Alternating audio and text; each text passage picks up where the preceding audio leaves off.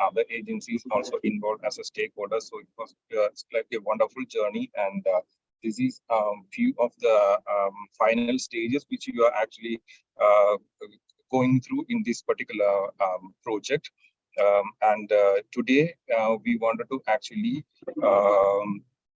present and also discuss the things which we have done so far, as well as we have also there are very good speakers who are also available in the panel today. We will be also speaking about the importance of Eco-Drr and also their experience, and also how an organizational engagements are possible for future collaborations in the projects and things like that. So first of all, I would like to welcome Dr. Joy Ellerman, Director General of KILA, who has been very supportive throughout the project. And I would also like to welcome Mr. Mohammed Hasnain, who is the Program Manager of UNAP, who has also been of great support and a great also a very good expert in this field, who is like also working with us at the field level as well as at the administrative level also for this project from the UNAP side. So welcome, Mohammed Hasnain. And in the presentation side, we have Professor Anil K. Gupta, the Head Division of Environment and Climate Change and Disaster Risk Management from the National Institute of Disaster Management. He is also having a great amount of expertise in Eco-Drr and other related aspects. And I hope this presentation will guide us for formulating the future strategies in the project, as well as for upscaling the Eco-Drr in India. And next, I would like to welcome Mr. Prashant MJ from MJ Energy State Mission in Kerala, who is a technical expert there.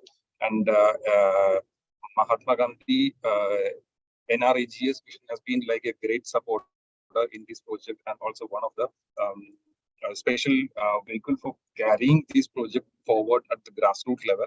So I welcome Prashant also to this particular workshop. And then we have Associate Professor Dr. Subrat Kumar Mishra from National Institute for Rural Development and Panchayati Raj. So he is working at the Center for Natural Resource Management. And Subrat sir also has been like a tremendous supporter for our project, and also integrating Eco-Drr concept at the national level through various NITPR trainings at the national level.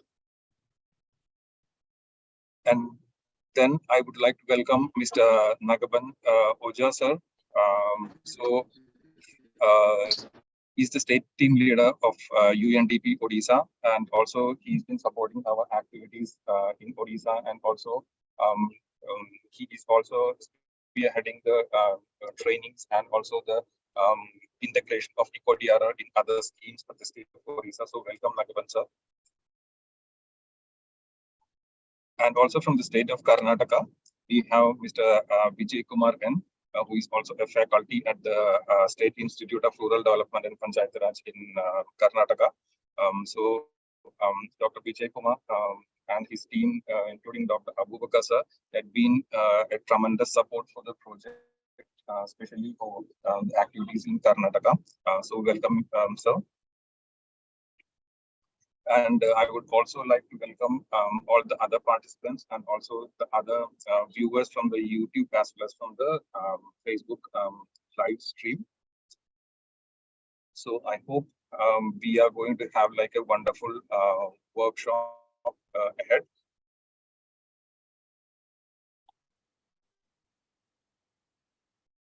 Okay, so the Director General of KILA, Dr. Joy Ellerman, has joined the meeting.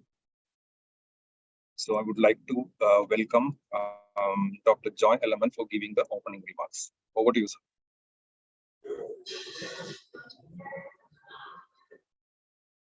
Good afternoon, friends and colleagues.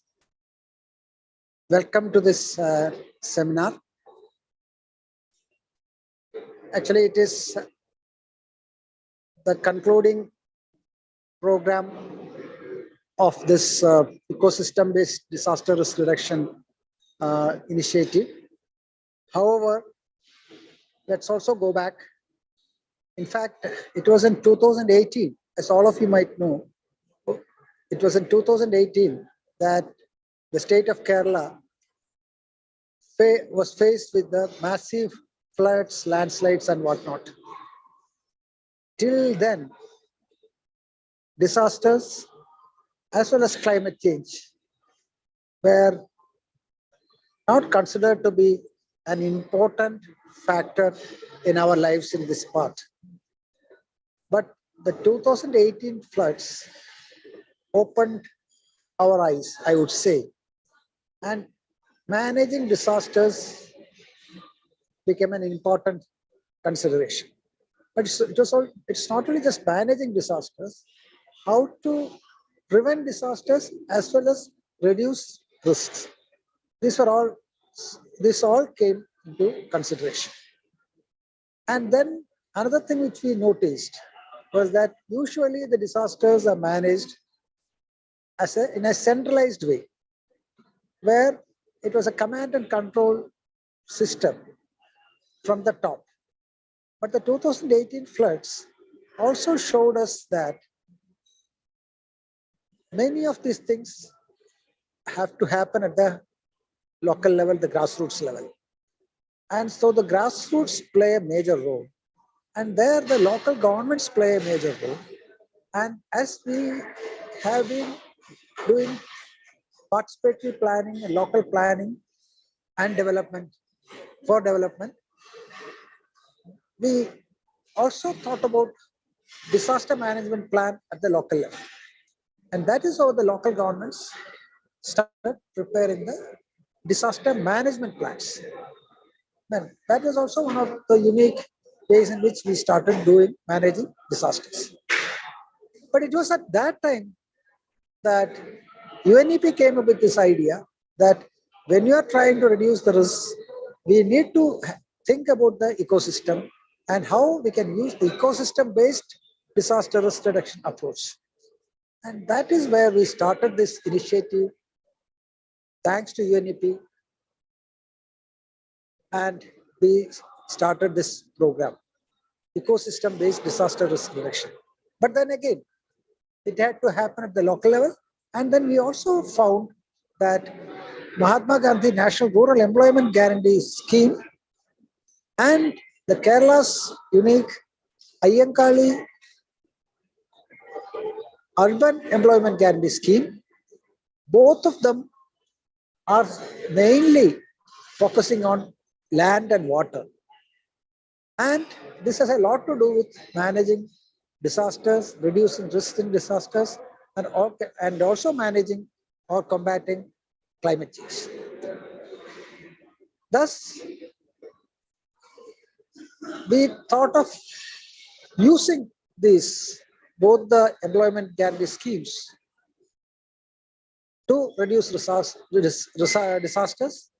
and that too ecosystem-based disaster risk reduction. This is how the program or the project evolved. I do not want to call this as a project, but it is beyond because it is beyond a project. That is why I said an initiative or a program. But then what happens? We actually try to work on various areas where the local governments use these employment guarantee schemes, and then how those initiatives can be used to reduce risks of disasters. And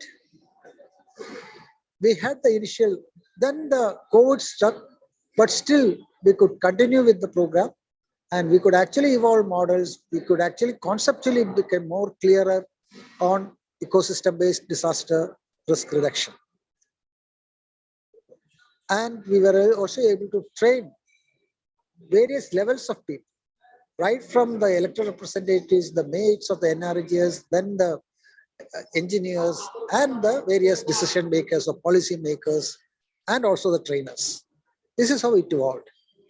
But it was also during this time that slowly this ecosystem-based disaster risk reduction, slowly there was also this new terminology coming in and getting universalized, the nature-based solutions.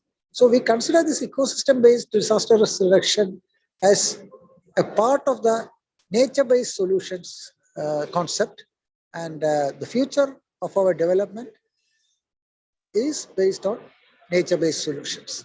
So we could actually integrate all these things into this program. And then what happened, we also were able to take it up to the national level, especially in the two states of Odisha and Karnataka. So we could actually move towards that.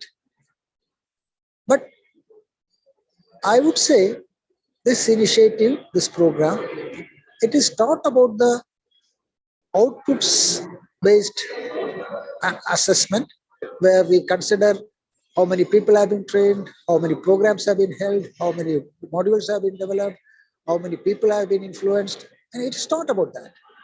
More than that, it is about the concept being tried out, or even concept being formalized and tried out, and then the lessons learned from there get into the mainstream. And that is where we value this program, because usually what happens in governments is risk taking is very difficult, and innovation is also, because of that, the innovation is also difficult. But programs supported by UN agencies and other agencies and donor agencies like UNEP, these provide the platform for risk taking as well as innovation. And that is how this ecosystem-based disaster risk reduction project becomes an ideal opportunity, became an ideal opportunity for us to take forward the concept and use it within the employment guarantee schemes and to the local development plans prepared by the local governments. So this is how we have reached up to this level. As I said, more than the outputs, we value the concept getting more stronger, and the experiences and the lessons learned become the future of our development scenario. I do not want to talk much on it, especially because our other experts are ready with their presentations and with their experiences.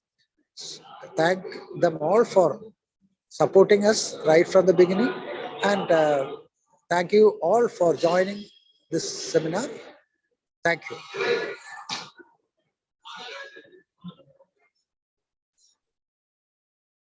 Thank you, sir. So next, I would like to welcome for special remarks Mr. Mohammad Hasnain, Program Manager of Disaster and Conflicts Branch, UNDP. Over to you, Hasnain. Thank you, Manish. And thanks, Dr. Joy, for setting the context of our partnership and our work in Kerala for many years now, and more recently going beyond Kerala as well. So just to give a very quick global overview, UNEP and many other international organizations have been working on promoting nature-based solutions for a wide range of issues, and very importantly, climate change, but going beyond. And the Disasters and Conflict branch of UNEP that I work with, we have been working on using nature-based solutions for disaster risk reduction through what we call the Eco-Drr, the ecosystem-based DRR approach. And after a lot of work through multiple organizations, agencies, in the recent years, we noticed that there is a growing awareness and recognition that nature-based solutions can play a key role in helping society due to the multiple benefits that NBS can deliver to people and the environment. But still, we have a long way to go. According to UNEP's State of the Finance of Biodiversity report released last year, approximately $133 billion a year is currently flowing into nature-based solutions. But looking at the extent of the global issues, this amount is quite small. And to meet the global climate change, biodiversity, and land degradation targets, this amount will actually need to triple over the next 7 years by 2030. And while ecosystem management has been reflected in all relevant global frameworks, the translation of such global commitments at the national and local level still faces some institutional and other barriers. We feel that sustained advocacy and awareness raising needs to be done at all levels, and technical and capacity building support needs to be provided for upscaling Eco-Drr in national programs. And that's something that we have been trying to do for some time. And I'm sure everyone in the room would agree that Eco-Drr is an efficient, cost-effective, no regrets approach to reducing disaster risk reduction, to reducing disaster risk and the impacts of climate change, with multiple social, economic, and environmental co-benefits. We have seen that when the benefits of Eco-Drr are projected over time, the returns increase exponentially, and this is also something that has been demonstrated by a cost-benefit analysis that the economics department at the University of Massachusetts in the US have done across, they did a study across 4 of our project sites in Africa and Asia, including one in India, and they demonstrate how these returns are exponentially higher to the investments made.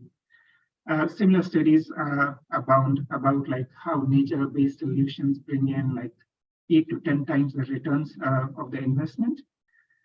And so UNEP, together with its partners, have been implementing Eco-Drr projects in multiple countries for over a decade now, and for 4 to 5 years in Kerala with Killa, as Dr. Joy mentioned.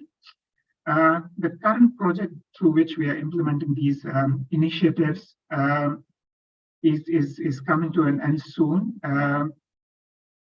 And we aimed at specifically upscaling community resilience through Eco-Drr in order to raise global recognition of Eco-Drr solutions and catalyze Eco-Drr actions for building community and national resilience against disasters and climate change impacts, which will contribute towards implementation of the Sendai framework on disaster risk reduction, the Sustainable Development Goals, and various climate change agreements by the member states.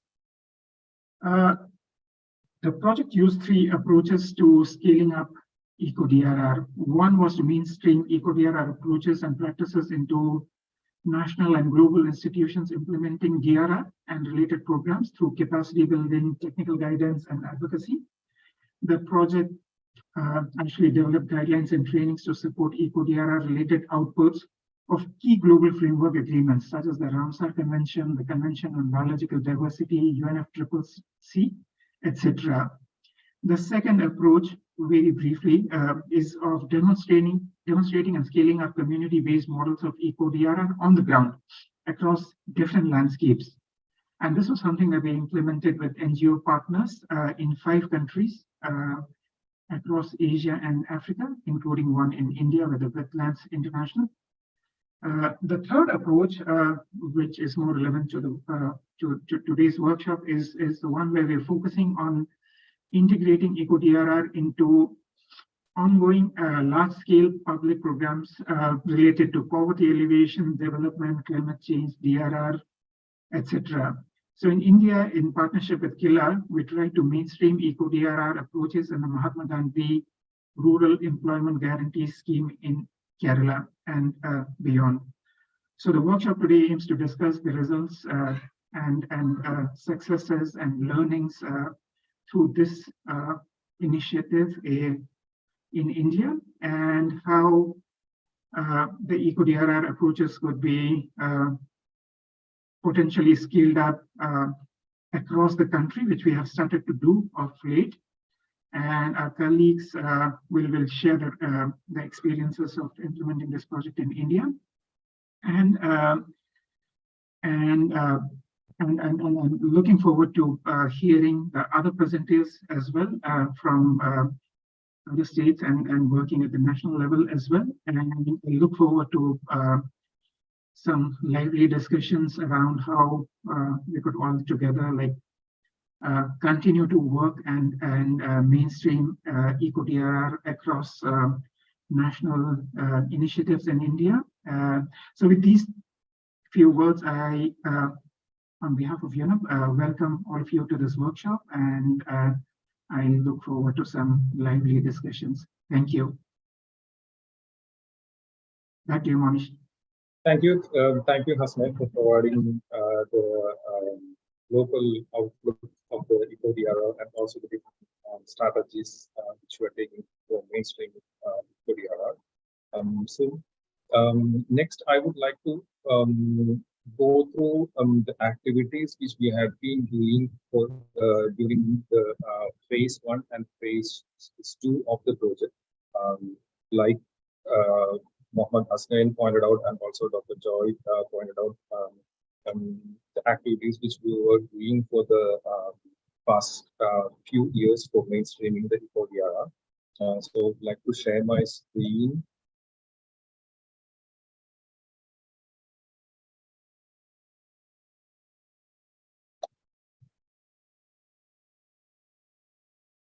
Okay, I hope my screen is visible. Can somebody please confirm?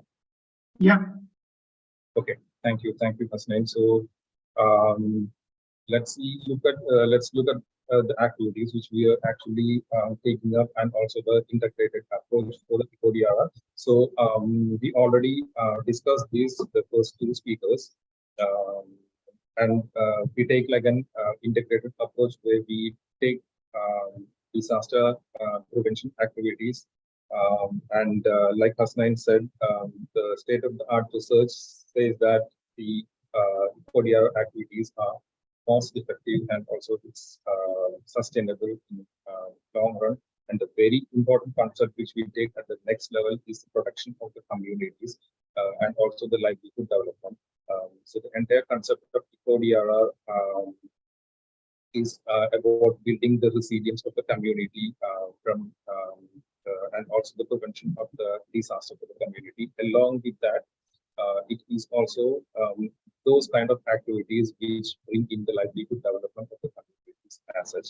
So along with disaster risk reduction, climate change adaptation, and ecosystem adaptation, the Eco-Drr activities also integrated into a larger framework of sustainable livelihood development. So that small introduction, we would like to take you to the different thematic areas which we were working for the past few years in Eco-Drr mainstreaming activities. So we were looking at the different water harvesting structures, then river rejuvenation, especially after the floods in Kerala. River rejuvenation was one of the important activities which we put up, and forest fire management and forest protection through mangrove cultivations. What are the different nature-based solutions which could be applied to ensure the production of the fossil region? That's also something we looked into.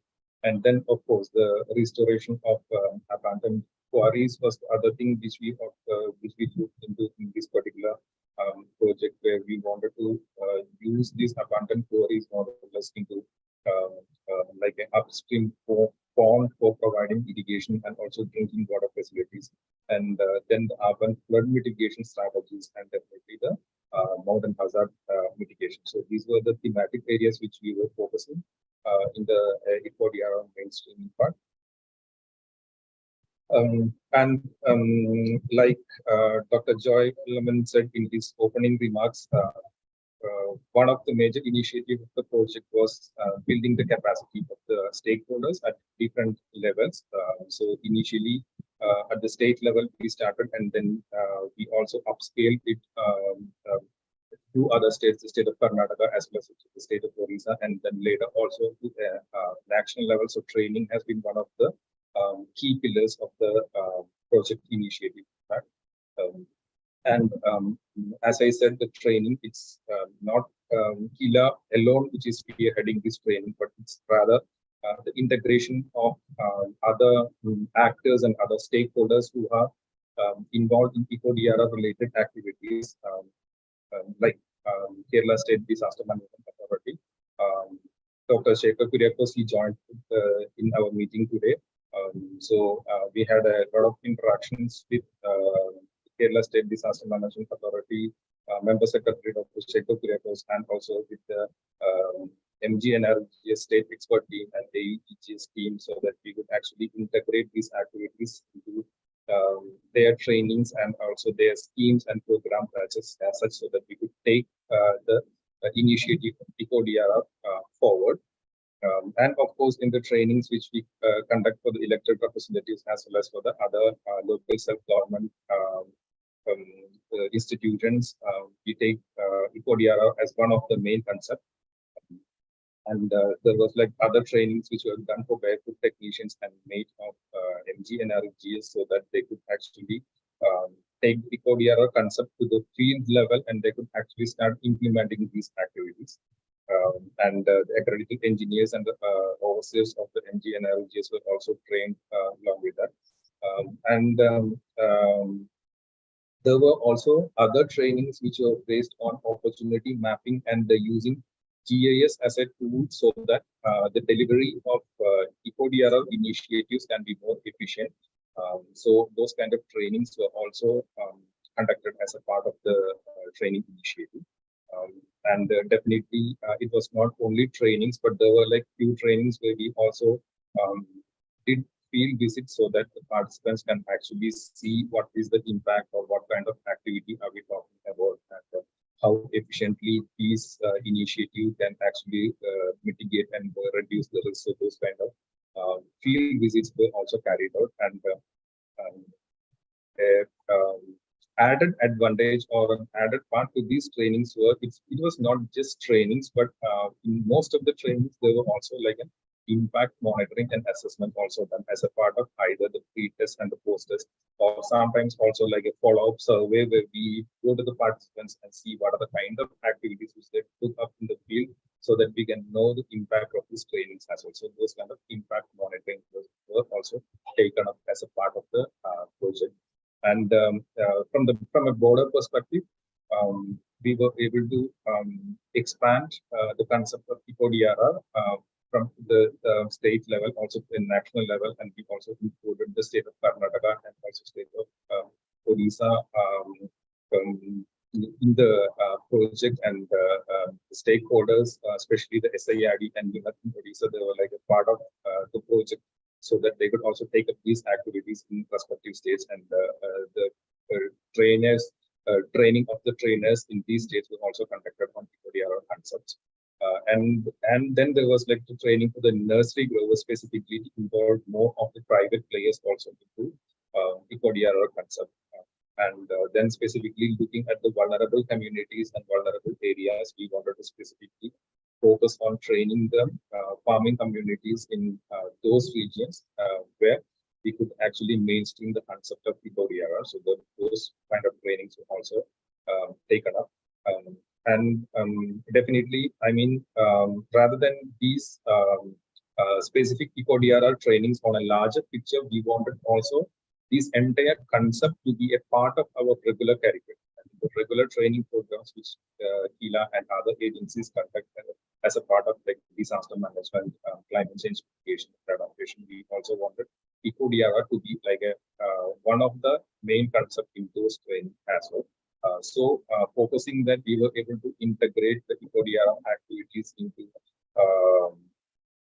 trainings of KILA and also other elected representative trainings on a larger concept, and also those trainings from National Institute of Rural Development in Panchayat Raj, those trainings also people able to actually integrate the concept of Eco-Drr. So by this, we want to actually take this message of Eco-Drr related activities forward, and not just with this project, but beyond this project, so that we could also integrate the concept into a larger framework. And then there were also a lot of initiative at the policy level, which was already taken, not just capacity building, specifically for the capacity for the policy level initiative. There were initiatives so that we could include Eco-Drr as one of the key concepts in the Kerala State MGNRGS annual circulars. and also integration of Eco-Drr into other projects which we are actually running, other mainstream projects and other schemes. Um, like few of the projects which we are running, like the TCAT project on disaster and climate action tracking. We wanted to system-based disaster risk reduction as one of the model approaches. And also the disaster management plan of the local self-government, we also wanted to bring in the concept of ecosystem-based disaster risk reduction. And those integrations were also taken place. And at the national level, we were able to come up with a policy memo so that the Mahatma Gandhi National Rural Employment Guarantee Scheme at the national level itself can incorporate the Eco-Drr activities into their national circular. And definitely, like I said before, with the help of Suprasar and other NIRD faculties, we were also able to integrate the Eco-Drr trainings and also Eco-Drr concept into the larger framework of trainings which are happening at the National Institute for Rural Development, Panchayat. So these were the initiatives at the policy level and few of the initiatives at the policy level. And definitely the third type of initiatives which we were looking at is specifically at the documentation, publication and outreach so that we could widen our outreach. As a part of that, we developed a set of handbooks and also the training modules both for the state participants as well as for the national participants. So there was like technical and non-technical handbook which is developed, and then there were also contextualization of these handbooks into different local languages. So in our case, we were focusing on Hindi at the national scale, and the Kannada for the state of Karnataka, and also Malayalam handbooks for Kerala, and the Odia handbook for the state of Orissa. And along with that, we were also able to develop a national TOT package and a module so that this training can be taken up at the national level to a larger set of audience. Along with that, we also started a e-course on Eco-Drr and how community-based developments can be taken up as a part of Eco-Drr activities. And this course material is actually launched at the KILA's website on e-courses. So there is like a series of lectures which has been recorded, and there is a lot of reading materials available, and also there are a lot of presentations the experts present. And the participants, they can actually enroll for this course and they can get a certificate on Eco-Drr initiatives once when they successfully complete these lessons. And that is available for the public for registration.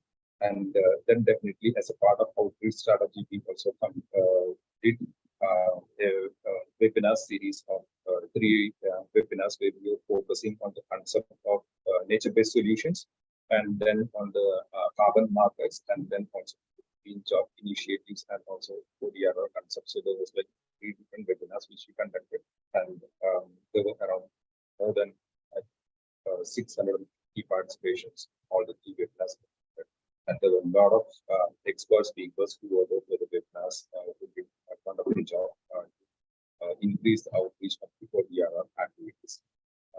And definitely the last part which we are also doing is documentation of the success stories with photographs, videos, which is also available on YouTube and will be available on the website also soon.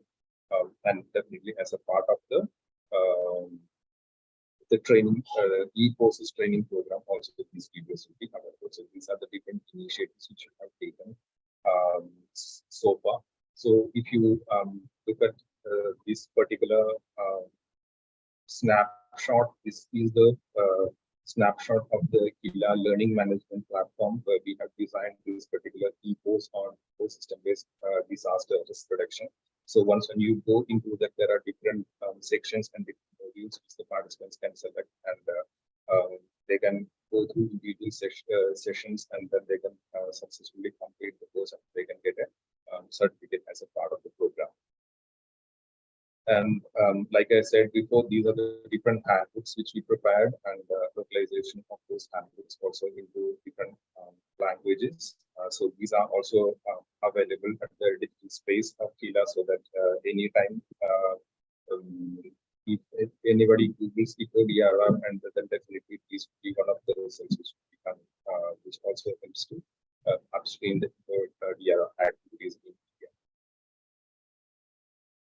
And definitely these handbooks are also available as a part of the Kila Digital Repository, which is also available publicly.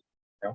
And last, I would like to also show the participation of the webinar series which we conducted. So there were different type of participants, and from academia, the government sector, private sector, and the think tanks and the NGOs. So we see a very good participation in the private sector. In fact, it shows like a very much of a positive outputs. Show how Eco-Drr can be mainstream along the lines of private sector as well. So thank you. These were like the few of the findings and also few of the takeaway messages from the project, what we learned so far. And definitely we do have other activities also to be done, so that we could integrate the Eco-Drr into other programs and schemes also. And definitely I look forward for the presentation of the experts who are in the workshop today, so that we can take this mainstreaming of Eco-Drr activities forward. Yeah, thank you all.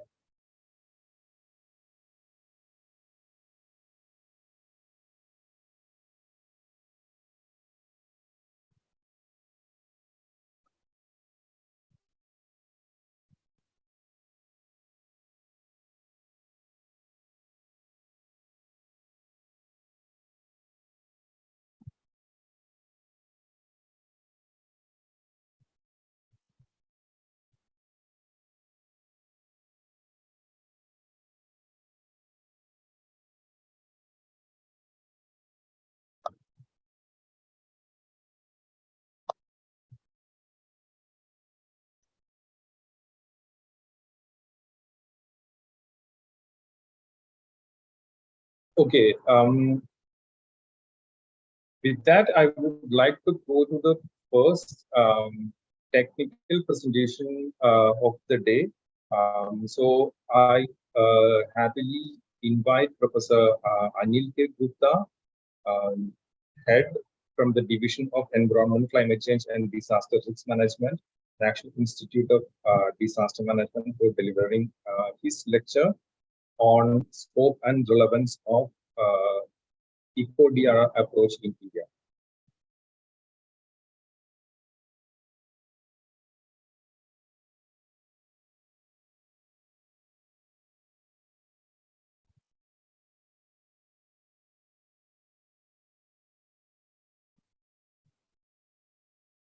Anil sir, can you hear me?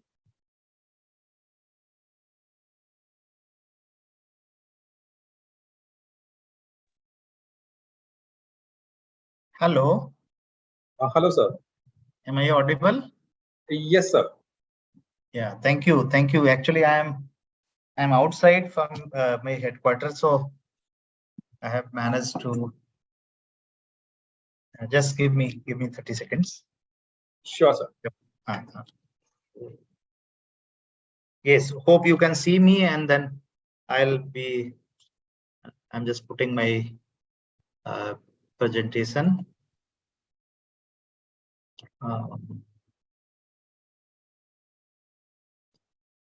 Yeah, can you see my presentation? Sure. Yes, sir. Can you make it a full screen? Then it would be much better and readable. Yes, I made it full screen. Is it visible? Yes, sir. Yes, perfect, sir. Thank you.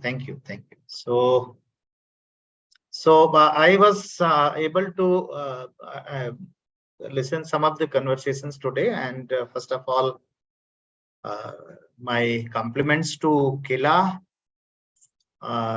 United Nations Environment Program, and other partners for taking this very important lead, of which NIDM has been a part and parcel in some or other ways always since the inception.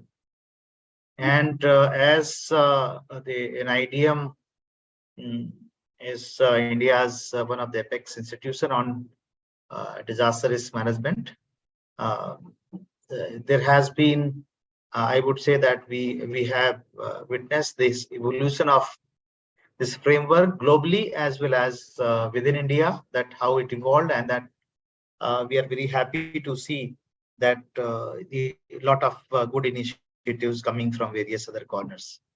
Uh, this is just a picture I placed it here very interestingly because our focus on increasing happiness score seldom recognize our ecological footprint, and which is a very important aspect to understand, and that make us realize that how ecosystem-based interventions are important, because this ongoing economic slowdown is some or other way related with the ecological slowdown. Then in India, if we look at the disaster management policy of 2009 national policy and the National Act on Disaster Management, that is Disaster Management Act of 2005, which has very clearly recognized environmental change as a risk driver. I don't know, something is happening. My slides are moving automatically. Now climate change is well known. Land use and natural resource degradation have also been recognized within the legal and policy framework in India. Besides that, the vulnerability framework also have recognized environmental dimensions as one of the implicit one.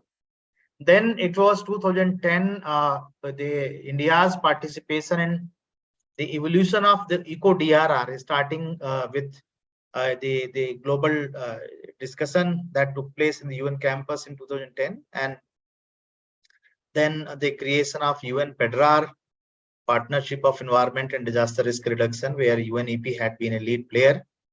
Since then, NIDM has been taking part, and NIDM has been supporting and trying to advocate at various levels within the country.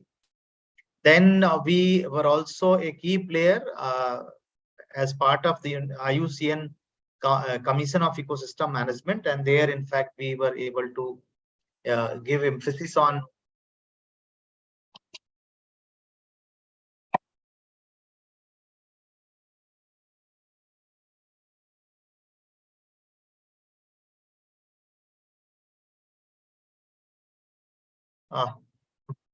are you able to see my PowerPoint clearly, or there's some flickering going on? Yes, sir, but the slides are rapidly changing. Some flickering is going on. See the slides, but it's rapidly changing. Okay, I have removed the power connection. Maybe where I place, maybe something wrong with the power. No, but then also it is moving rapidly. Anyway, I will stop sharing and will share it again. Sure, sir. And I'm removing the mouse also.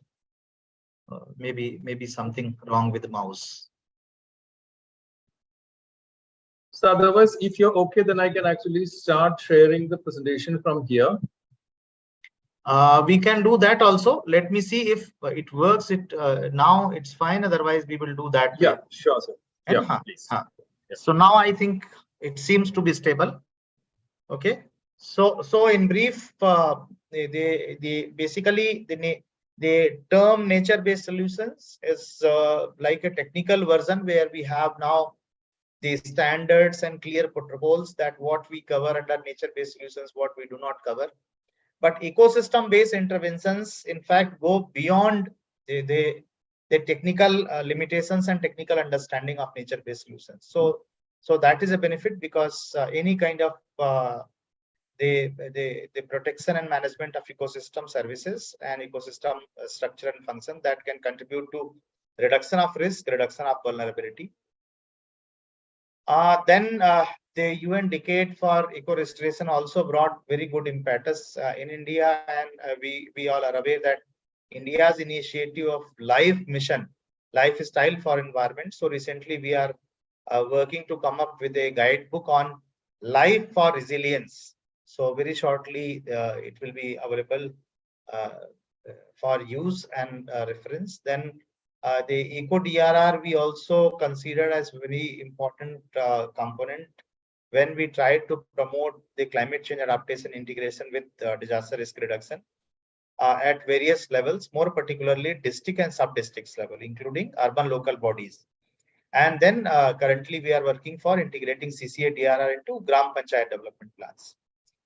Year 2022 was the first ever we submitted the first adaptation communication, national adaptation communication to UNFCCC, and that was also an important vehicle where we put forward the issues, challenges, and opportunities for promoting ecosystem-based interventions. Recently, we came up with a manual also on the resource efficiency and green growth strategies for disaster risk reduction. So that also brings the circular economy and the related interventions for promoting disaster risk reduction. That is a new discourse. In fact, we are trying to promote because that is more important from the futuristic point of view. Because in fact, that the term that sometimes we use to talk about the future development, new sphere, where everything will be technologically managed. So our cities, our villages are now going to be managed technically and more digitally. So then this kind of things are going to emerge as a very important aspect. Then we are also working closely with Ministry of Environment Forest to integrate disaster impact assessment as a tool with environmental impact assessment. So how do we look at the linkage between environment and disaster risk reduction? Also looking at various tools like life cycle analysis that indirectly helps us promote the ecosystem-based interventions. India in 2015 came up with a scientific approach to post-disaster damage and needs assessment, where environment sector, of which the forest and biodiversity are subsectors. Then wetland is also covered, and various other aspects of nature, natural systems are covered. So that also provided us a good insight to help people start recognizing the ecosystem level damages or ecosystem level losses because of disasters. Then how do we look at the ecosystem based intervention, ecosystem concerns in post-disaster long-term recovery? So in fact, the new term that we are trying to put forward is the post-disaster sustainable recovery. So that is very important from the future risk reduction point of view. This is a picture of ecosystem-based disaster risk reduction workshop that was organized, the first ever international workshop jointly with UNEP under the Eco-Drr. Then for mountain systems, these kind of initiatives like the sustainable world were basically we tried to promote, and that helped bring the ecosystem-based interventions. Here also we can see that how in Kosi Basin we tried to put forward the issues related with wetlands and the common the property systems like the grasslands and these kind of things also. Then the publications like the understanding and recognizing ecosystem services in terms of DRR. So like one case study from Delhi itself, the case study of wetland. Then how the land use changes and particularly focused on wetland. This wetland as an example of ecosystem. So Chennai and Bengaluru, how these cities are now becoming the flood hotspots. So these were the kind of approaches we tried to promote. Then we also tried to take this knowledge that we generated through various pilots into training manual, like training manual for cities, the developing disaster risk resilience in cities. Then this is a training manual. This is basically a handbook for district administrator, district collector. So this is in Oriya. In fact, we have an English and Hindi version also. So these kind of interventions there. Then the Prime Minister's 10-point agenda for disaster risk management. So first principle is very important, that all the sectors to imbibe the principles of disaster risk management. And under that, actually, now we have a memorandum of understanding with Ministry of Environment and Forests, and we have helped them to develop a disaster risk reduction strategy for environment, forest, and climate change sector of the country. That is under the finalization. Maybe within next 1 week or so, that is being finalized. In fact, today morning itself, I got the final draft. Second thing, the item 9 is on local capacities and initiatives. So that also brings good opportunity to promote ecosystem-based interventions. Then the departmental approach at district level resilience building. So this is a manual that we developed. First, we developed based on pilots under the project with the CDKN start.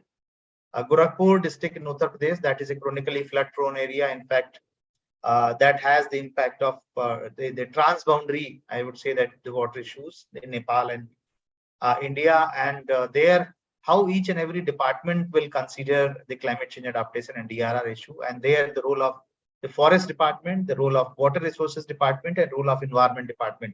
Basically, the 3-4 departments. Then on lateral, we also started taking initiatives to capture the issues of the area in transition that is covered neither by the urban planner nor by the rural planners. So that is the area that we call the peri-urban system. And peri-urban systems are the area of, that basically encompasses most of the important ecosystem services, but also bears the brunt of the city development. So, so what role these ecosystems play in urban resilience and how to build the urban resilience utilizing the services of peri-urban system. So that was a Rockefeller Foundation supported program where we developed this process framework and training manual. Then we also came up with compendium of case studies and how ecosystem-based interventions can help in coastal resilience and resilience against floods and droughts. This was for Maharashtra. Then again, the urban fringes and how ecosystem-based interventions are important for addressing the risk and towards resilience of the urban poor children. So with UNICEF, we had a series of publications based on the research carried out in the range of cities in the state of Bihar. So we published in the year of 2017. These are the various publications.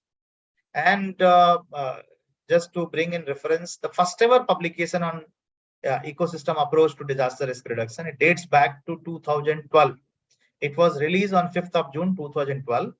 That was the first ever compendium of case study on ecosystem based interventions, and it was India centric. 12 case studies were published, and in fact, United Nations Environment Program has been using this publication for quite a long time in the capacity building programs. This is a glimpse of just the cover page of the publication on how environmental impact assessment and strategic environmental assessment plays a role in disaster management. This is a strategic initiative by Government of Maharashtra, which we had supported. The Government of Maharashtra has recently established an Eco-Drr center at its Forest Academy at Chandrapur. Chandrapur is a drought-prone area near Nagpur, and they had a Forest Academy. Now that academy has been upgraded to the Forest University, and there they have established an Eco-Drr center. The infrastructure has also been developed, and they are going to start operationalizing. These were the high-power meetings with the Honorable Minister of the state. Then, jointly with Green Growth, Global Green Growth Institute, GGI, we developed this process document for green growth benefits for climate and disaster resilience that was published in 2019. And on the right is the publication on life cycle assessment approach, basically how it helps in disaster risk reduction, more particularly in the areas where we are looking at promoting solar energy and the wind energy.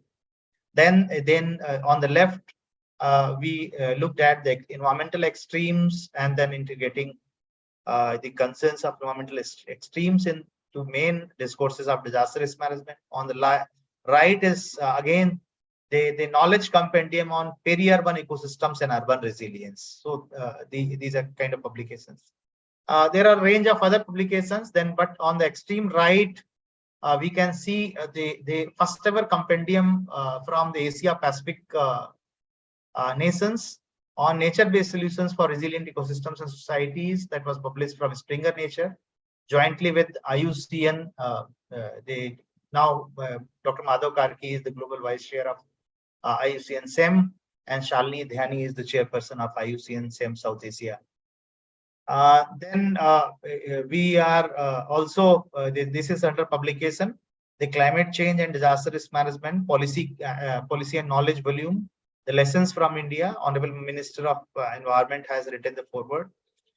There, in fact, we are looking at ecosystem-based interventions that cross-cutting this thing. Then at the end, I would also refer the recent publication, Nature-Based Solutions for Reducing Disaster Risk, a guidebook for district disaster management planning, that has been published jointly with the Wetland International South Asia, that was released last year, where we have looked at the district disaster management planning process and given step-by-step guidance to consider nature-based solutions and ecosystem-based interventions in planning developing disaster management plan at the district level. So some of the interventions I have presented. Although I shared some of the initiatives where we had good opportunities and we are looking forward to strengthen more.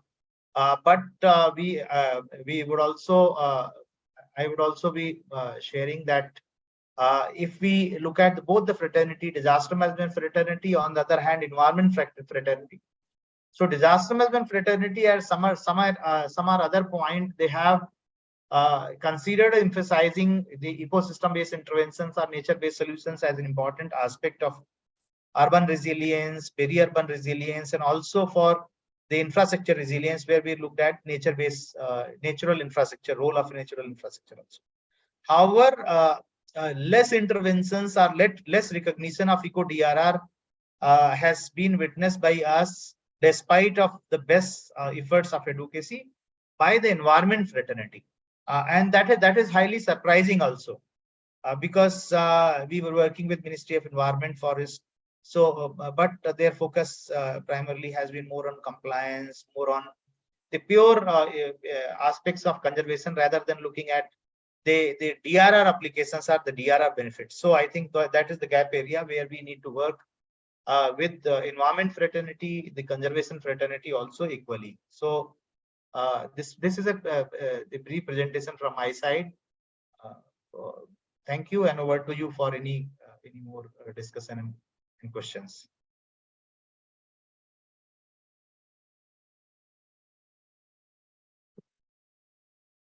Thank you, sir. So we are running a bit short of time. So definitely, if there are any questions, it would be better if the participants could type in the chat box, and then Professor Anil Gupta sir can answer it after seeing the questions in the chat box. Thank you, sir. Thank you for a wonderful presentation, and also giving us a lot of materials and also insights to nature-based solutions and ecosystem-based disaster risk reductions. And like you have rightly pointed out, the gaps in the system scenario, definitely institutions like IDA would actually take up these activities to the grassroots level, so that these gaps can be handled in the future. Thank you once again, sir. And next, I would like to welcome Mr. Prashant, technical expert from Mahatma Gandhi NRAGS from Kerala. So specifically, the MGNRAGS mission in Kerala has been closely working with this project, so that the activities of ODRR can be implemented at the grassroots level. And I hope to learn a lot from experience and also expertise of Prashant on the participation. Over to you. Am I audible, sir? Yes, you're audible. So, Drisha, please upload the presentation. Sure, sir.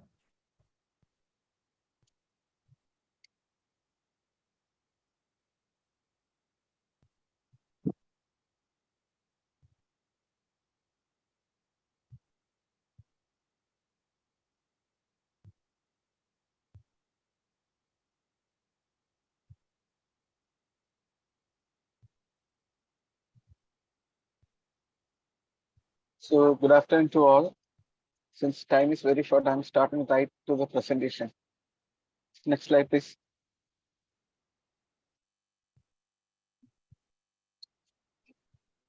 I'm start off with the challenges regarding NRM sector basically in Kerala. The first thing is that we receive one of the highest amount of rainfall in the country, if you total quantum of rainfall.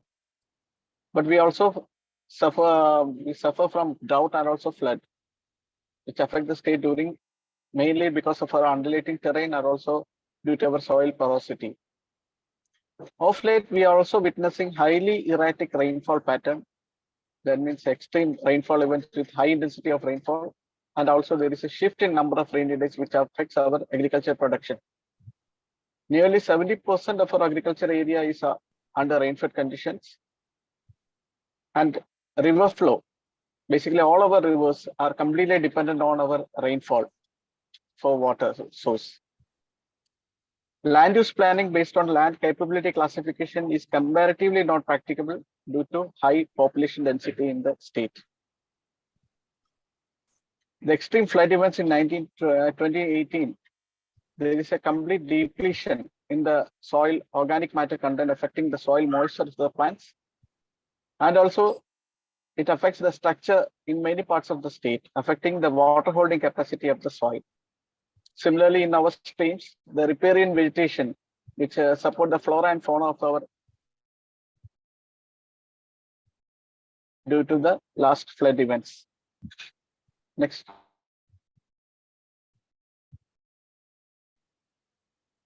Next slide, please. Regarding the MGN, as per law, as per the Act, it is mandatory to spend around 60% of the fund in agriculture and allied sectors. And if you look at the fund, around 80% of these funds are being spent in NRM component only. And total, if you take out the total quantum of funds, yearly we spend around 3,000 crores throughout the state, which means around 3 to 4 crores we spend in each Gram Panchayat in NRM sectors. The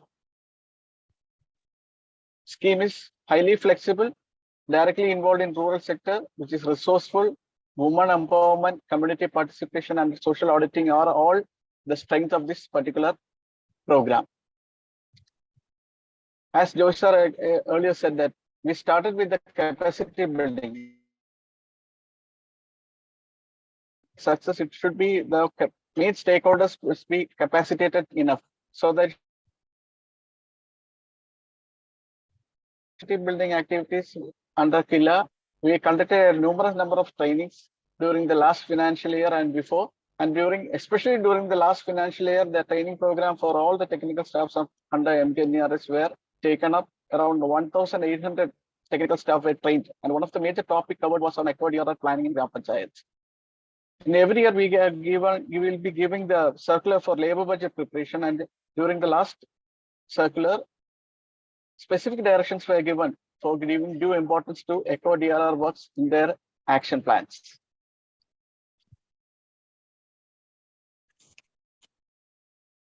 As you are all aware that the natural resource conservation becomes more effective if we plan our works on a watershed-based approach. So what we are doing now is presently the GIS-based survey, which is completed in all 941 Gram Panchayat, are being converted into watershed-based micro plans in 4,844 small watersheds. That is the project is named Neeru, where we use the different thematic maps, landslide zonation and flood prone area maps of our disaster management authority, involvement of line departments, and through convergence of different line departments, the plans are being finalized.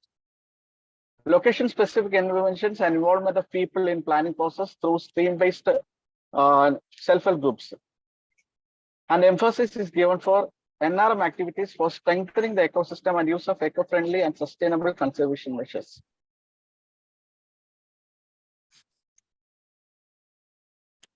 As you are all aware that the most important, next slide please.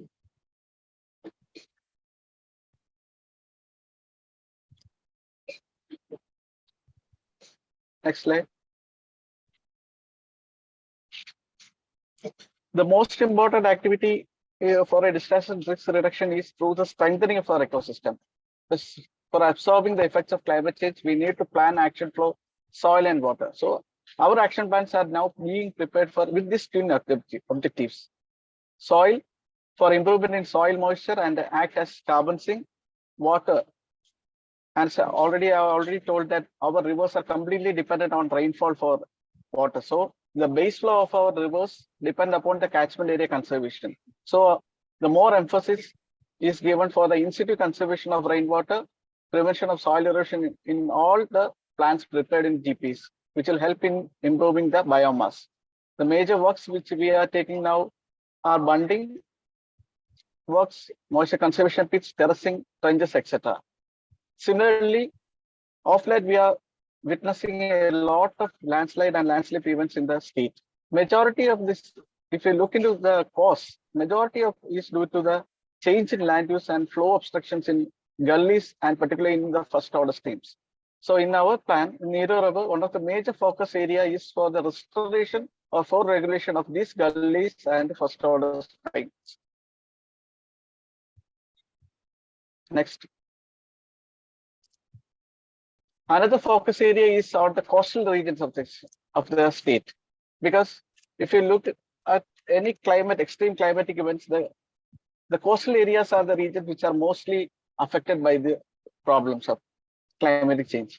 So action plans are also being prepared for giving importance for the protection of our catchment area for the coastal areas, like planting of mangroves and casuarina plantation, groundwater recharging for prevention of salinity intrusion, moderation of floods through streamline protection and flow regulating activities. Similarly, the state has already set a target to become net carbon neutral by 2050. We are also contributing to this through the following activities like social forestry program, where nurseries are being raised in all GPs with locally suitable plant species. Around 25 lakhs planting saplings are being raised this year for next year planting. More remunerative for farmers and also less water requiring crops. Biogas plants and the compost pits are also being promoted through this. Next. Water harvest.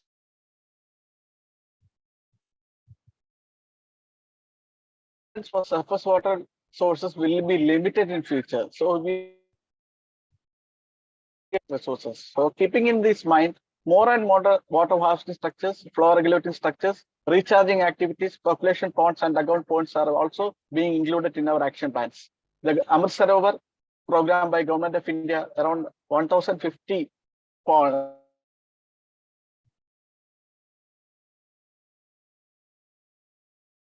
as a part of state government initiatives, around 2,000 ponds are being constructed or innovated during this year. We already completed around 1,000 ponds, and another 1,000 will be completed by May end.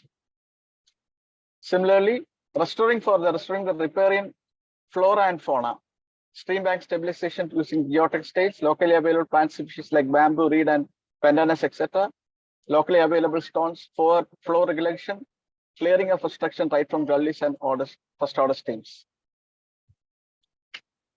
Next.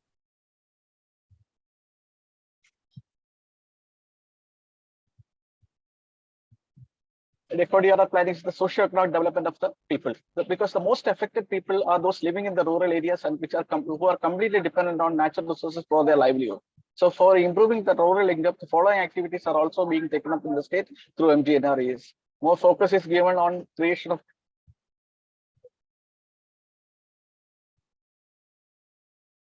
like make-up initiative for building the skill of the people. Next.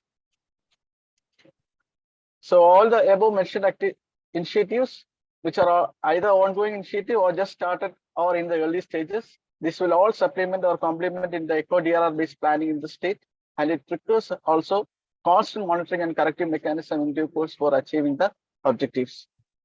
Thank you.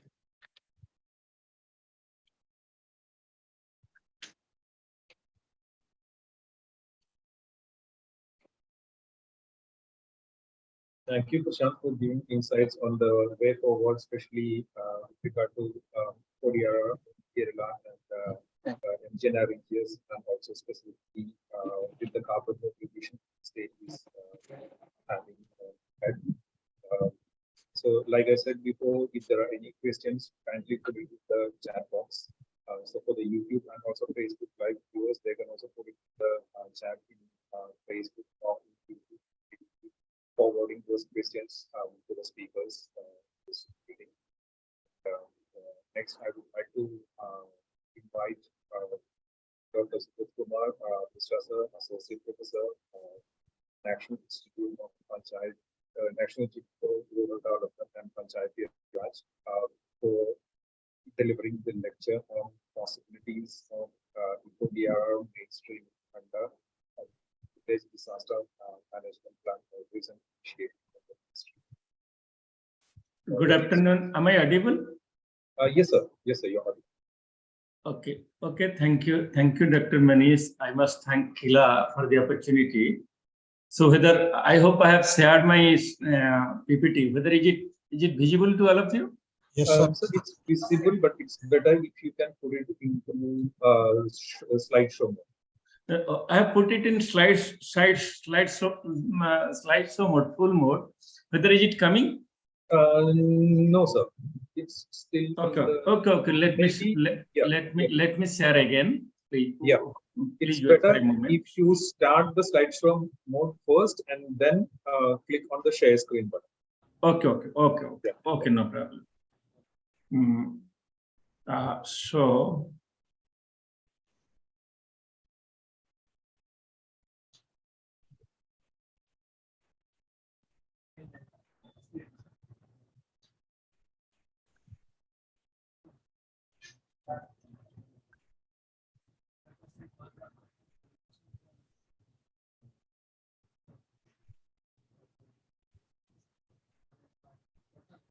is it visible now? Yes, slide visible, sir. Okay. Let's discuss. Okay. Because slide, Yeah, sure. showing slides is not that important. So perhaps we'll discuss something about Eco-Drr responsibilities and under village disaster management plan. So therefore, friends, Eco-Drr means we have to utilize the existing system, existing ecosystem like fodder, forest, water bodies. So whatever the common property resources available in the villages or at the Gram Panchayat level, how this can be utilized for disaster risk reduction, how this can be used as a buffer for disaster risk reduction. So there is no need to tell about village disaster management plan. All of us know there is the village disaster management plan that has to be integrated to Gram Panchayat development plan. Actually, because putting the Eco-Drr at local level means whatever the common property resources we have, because different studies have shown that, have indicated that whenever the local resources, common property resources are being optimally utilized and planned, maybe the extent of hazard or risk can be minimized. UNEP, United Nations Environment Program, recently they have also published a study. Whenever we have moisture content in the soil, or other whenever we'll have the surface water, then naturally the groundwater will be richer. Then the adverse effect of drought can be mitigated. So that is one study. Then also another study also, because United Nations disaster risk reduction also, because recently also we have seen the impact how community-based disaster management have reduced the impact of cyclone and others in Orissa, in West Bengal, and in other parts of the country. Therefore, what I mean to say here, all the village disaster management plan, they should first have a stock taking, or they should have a situational analysis of whatever available in their locality, the forest, the pasture, the degraded land, and therefore whatever which elements are causing or amplifying the hazards. Then accordingly, they have to, in the hazard mapping also, they have to also enlist the activities. So therefore, which the villagers of the Gram Panchayat, they agree to follow to prevent the loss of lives. Nowadays, of course, loss of lives have been minimized to a large extent because of the rescue, because of evacuation also. But the major problem is the loss of property and livelihood. That is a major challenge still all of us, in spite of improvement in technology, in spite of so many flagship programs. So therefore, still, because we have experience in cyclone, in Kerala floods also, and in Orissa cyclone, and in drought also, because 68% of the India's area is drought prone. Out of that, 24% is chronically drought prone also. So therefore, whenever disaster strikes, we have, because many studies they have pointed out, because whenever disaster strike, now they might not be taking, disasters might not be taking the toll of life, toll on life, but livelihoods are at stake because the poor is forced to sell their productive assets. Then another thing also, they also put their children out of the school. Distress migration also happens. So the major challenge is putting Eco-Drr in practice. We have to see how the community-led action should be taken up at the local level, so that the hazard should not graduate to disaster. So therefore, that means the risk can be minimized through effective coordination of human resources. Here we are talking about government community partnership, government panchayat and community partnership in disaster risk reduction by utilizing the existing ecosystem. So therefore, what we need to do, the villagers, they should also identify their resources, their ecosystem, their perennial water bodies, their extent of degradation, and actually the contact details of many stakeholders. And there are also many risks which can be minimized at local level. There are many problems which are critical to the local community, but community don't address it. Suppose groundwater recharge, so therefore massive plantation, moisture content. So these are the need of the community, but the community never understand those. Therefore, we have to mentor the community. We have to guide the community. In this case, panchayat, community, and line department partnership is important to restore the forest, degraded land through appropriate land and water management practices also. So because nowadays, whenever we are having a village disaster management plan, so we should have a clear objective how to prevent the desertification. In case of flood, how to go for flood resilient varieties. Then what are the different flagship programs? Accordingly, that has to be simple, that should be affordable, but that may not be technically the best possible option. Then we have to also clearly define role and responsibility. Then we have to prepare the standard. Then putting the ecosystem-based disaster risk reduction into village disaster management plan. Here we have to empower the community-based institutions like local self-help groups, panchayats, user groups, farmers association, so that how the local biodiversity plan, ecosystem disaster risk reduction plan can be a part of the development plan.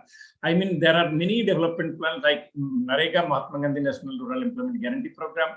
We have another program also, Har Khet Ko Pani. Okay, so therefore Jal Jeevan Mission, then also per drop more crop. Therefore, how these flagship program they can revive the natural ecosystem. And the vital component is you are working in panchayats are working on NREGA, because in most of the gram panchayats, more than 80% of the work is being implemented. So implemented for NREGA, for land, water, and tree. Then how best to integrate the Eco-Drr plan as a part of gram panchayat development plan? Why you are emphasizing on gram panchayat development plan? Because we have seen the gram panchayat development plan is being prepared based on the resource envelope available to the gram panchayat. So therefore, they mostly go for road, they mostly go for drainage, street light, and others infrastructure related work. At the same time, we have to also look into how there will be proper blending between livelihood security and also ecology and economy. There should be proper blending between ecology and economy, natural resource management, as well as the people's income. For that, what we have to do, we have to encourage people's participation. Then There should be, we should treat everything. So in watershed approach, mostly we are telling we should treat the watershed. In watershed, we should treat the village ecosystem from top to bottom, but we should plan from bottom to top. I mean, democratic decentralization and decision making. Then we have to build the capacity of different stakeholders like villagers, village self-help group, panchayat raj. Now we are not talking about we are not talking about the citizens should be aware of the program. Citizen, because many people they have been made aware of. We have to engage the community-based institutions in natural resource management of water, common property resources, grazing land, so on and so forth. Participatory management of common property resources like water conservation, afforestation, horticulture, pasture development. So these are the things we should look at. Then at the same time, community will never understand unless their life. But at the same time, we have to see, we have to provide them green business. We have to provide them some livelihood supporting opportunity, but not at the cost of ecosystem. Livelihood supporting green-based micro enterprises. Then also now in the watershed approach and NREGA also, we are also promoting spring set development. Then climate resilient infrastructure in farm and non-farm activities, because here we have seen in most of the parts of the country, because why people could not integrate, because the soil quality is poor. So because of high runoff, the soil erosion also very fast. Soil also decreases, biomass already becoming scanty. Therefore, soil holding capacity in the land is very low. It leads to less productivity. So therefore, people are not dependent upon organic farming or natural, whatever the natural resources available with them. More people, they go on pesticides, synthetic fertilizers, and many others. So in this case, what should be the solutions? So in the DRR, disaster risk reduction activities, we have to take it. We have to consider development of degraded land, because out of 249 million hectares of land, 49 million hectares of land are non-arable land. You put any practice that will yield uneconomical result. In order to do that, we have to see how to increase vegetation, protective irrigation, surface, increasing the surface water. So therefore, through different flagship programs, I will be also showing some of the examples. Okay, so you can see here also, because Eco-Drr, this is not a single department's program. So this should be a community collective planning and implementation. So here, what we are emphasizing, the panchayat, different sectoral department which are offering, which are functioning in rural areas like horticulture, soil conservation, water resources, and many others. And also, they should also think, they should collectively plan to create some durable asset so that it will revive the ecology, and also NRM component, natural resource management component for all programs. For an example, we have to go for land development out of NREGA, but at the same time, we have to create water bodies also out of NREGA as well as out of Pradhan Mantri Krishi Sinchai Yojana, RTVY, and many others. So therefore, if we are creating some some water body, then people will go for operation and maintenance of the asset. If some livelihood opportunity is created out of that, we should go for pisciculture out of Pradhan Mantri Krishi Sinchai Yojana. So therefore, whenever because of extreme temperature, the demand for irrigation increases. But if we go for unjudicious extraction of groundwater, maybe groundwater table decreases. Therefore, we have to create the surface water bodies out of NREGA and out of all other programs of watershed. So in that case, we have to go for climate change adaptation. We have to go for drought resistant varieties. Okay, pest tolerant varieties also. There are also, because in this case, what happened, the community and expert, they should come together and they should find out the practical and lasting solution. Okay, because what happens, sometimes experts suggest something, but community may not adapt it.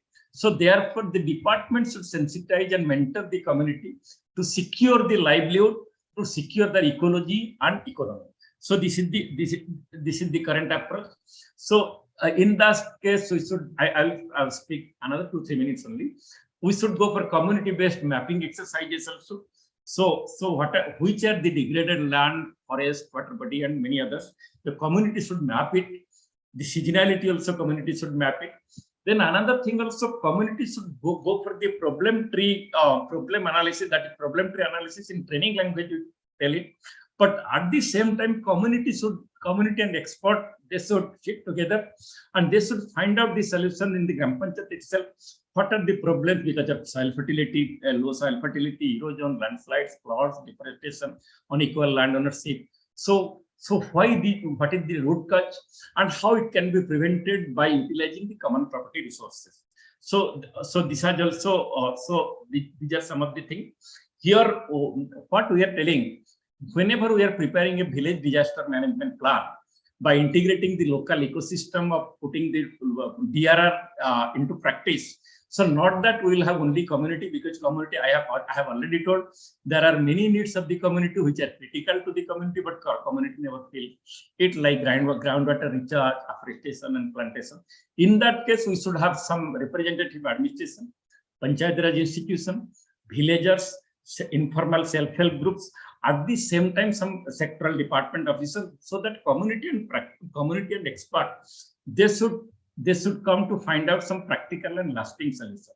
So no need to explain because all are experts in the audience. So therefore GPDP, they should capture local need, at the same time the priorities of the livelihood. In that case, whenever we are forming Gram Panchayat facilitation team, then we should create an environment so that community should map their resources. At the same time, they should identify their projects based on their resource available in their area. At the same time, what are the flagship programs? So they should indicative priority should be addressed: crop, livestock, livelihood supporting asset, and at the same time, community should also define their exit protocol. Means, suppose in case of NREGA or any finance commission grant or any resources, after the implementing department withdraws from the project, so how the benefits should be shared among the community? Because as far as my experience goes, whenever the benefit doesn't go to community, then what happens? Community never participates. So therefore, we should have some benefit sharing mechanism, so that at the cost of protection of forest, water body, pasture, there should be some benefit sharing mechanism, so that something should go to community, and so that they will operate it, they will maintain it, they should go for a institutional development fund also. Okay, so all of us know, because already we have Gram Panchayat have access to finance commission grant, MG NREGA. Also, the states like Kerala, they have also own sources of fund. But many states, the Gram Panchayat at local level, they are deficient with resources. Because of the scarce resources, they are unable to mobilize. So therefore, in those cases, what happens, as a part of Gram Panchayat development plan, they should invite the sectoral department, so that their flagship program like Rashtriya Krishi Vikas Yojana, National Horticulture Mission, Pradhan Mantri Matsya Sampad Yojana, they should be part of the Gram Panchayat development plan. Because in those cases, and at the same time, we should have a sub-plan of the DRR at the GP level. So in those cases, they have to set the project timeline, because without timeline, what happens? If we don't complete the project in time, water body, forest, whatever may be, afforestation, plantation, pasture, or wetland development, whatever may be, if we don't adhere to the timeline, then there will be escalation of cost and loss of revenue, and people won't participate also in long run. So therefore, there should be, in convergence mode, what we are saying, there should be a convergence of fund for ecosystem DRR, example NREGA, Finance Commission, and there should be also convergence between technical expertise, because we are creating water body without turfing and stone pitching. In that case, soil conservation should keep in. So horticulture, for an example, horticulture department, they should provide micro irrigation. At the same time, we should create water bodies out of NREGA or PMKSY and fingerling out of fishery. So that whatever the water bodies or common property resources are created, if it generates some livelihood to the local community, maybe in long run, they will operate, they will maintain, they will sustain. Okay, so DRR plans should, at local level, our DRR plans should have, because all the existing flagship program like water drop, more crop, water use efficiency and micro irrigation, there is a demand side management and supply side management also. We should judiciously utilize the water. At the same time, we should go for water budgeting and water security. And for MG NREGA, we have to also create more water bodies, water harvesting, land development, and many others. We have also integrated farming system out of MIDH, NRLM, compensatory afforestation. then we should go for less water demanding crop like pulses, oilseed, nutri-cereals, and others. Okay, so therefore, whenever we are telling, whenever we are checking out anything for Eco-Drr from top to bottom in watershed approach agriculture, so we should go for, we have to reduce the velocity of water through plantation, horticulture, several engineering structures and vegetative measures.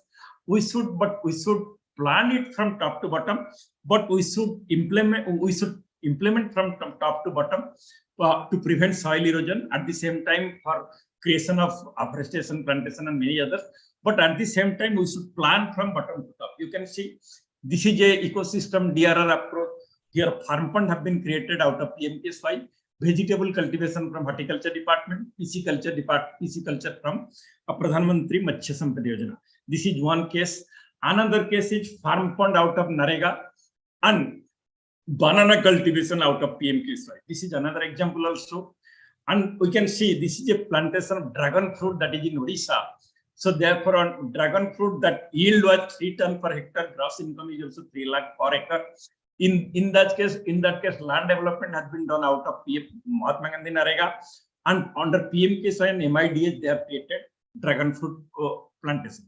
You can see here also Arjun plants for tasser cultivation. Samyalata, there are different kind of things which have been practiced, which have been taken up in different parts of the country. So we have to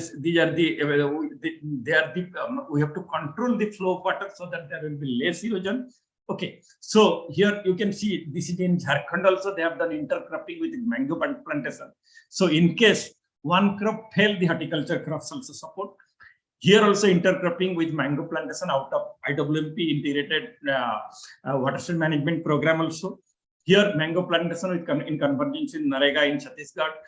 The horticulture crops also mango, cashew, guava, sweet orange, coconut, jamun, sapota, custard apple. In many parts of the country, people have done it. So then we have to also go for high density plantation. So because in that case, high production per unit area can be obtained. That is possible in coastal states, Kerala, Tamil Nadu, and many others. Then we should go for tissue culture out of MIDH also. Okay, then we should go for production out of unproductive orchards, because this will also prevent desertification. Drought proofing, you can see in Rajgarh of MP, they have done guava plantation by converting NREGA and MIDH also. This is another success story of Ganjam, Odisha, because out of from the website of that UNEP, I have taken it. Healthy wetlands can provide clean water and fish for our livelihoods while building our resilience towards flood, cyclone, and drought. This is the case of Ganjam district in Odisha in Tampara freshwater wetland. Okay, so the Tampara is a source of water about 10,000 households. This is also a wetland to serve habitat for 61 avian species, then 23 different kind of flora and fauna. So in recent years, there has been a lot of degradation because of anthropogenic pressure, construction, and application of the indiscriminate use of technology in agriculture also. Okay, then there was under that Eco-Drr plan, Tampara management plan, that was mainly done participatory approach by involving community to restore the wetland. Communities task force have been organized in 9 target panchayats through awareness drives, sustainable livelihood, and encouraging the use of indigenous knowledge for the ecosystem revival.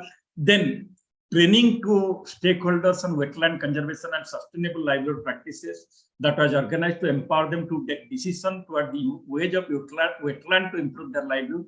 Conservation actions are taken up so that cleaning of wetland channels, inlets and outlets, and removal of invasive water hyacinth, monitoring of wetland health, and organizing the local wetland champion they have created out of the community.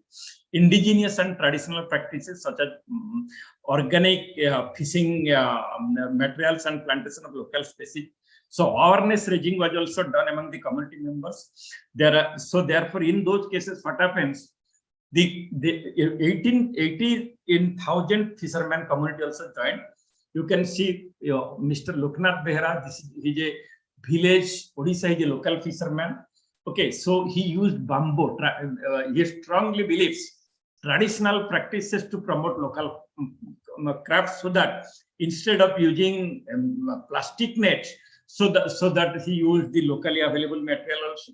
Namita Behera and Jharna Behera, they are all the rural women. They have participated in plantation. Okay, so they are the part of the Eco-Drr project also. So they motivated to work and save their wetland. Others will depend on it on many regions like freshwater, fishing, crop cultivation. So there is also another case, Ijumin Khan. This is from Chhatrapur notified area NSC. So he took a campaign to make the NSC plastic free. So these are many things to learn, many good practices to be contextualized and replicated. So thank you very much for the opportunity. If we can take some questions, or else over to Manish.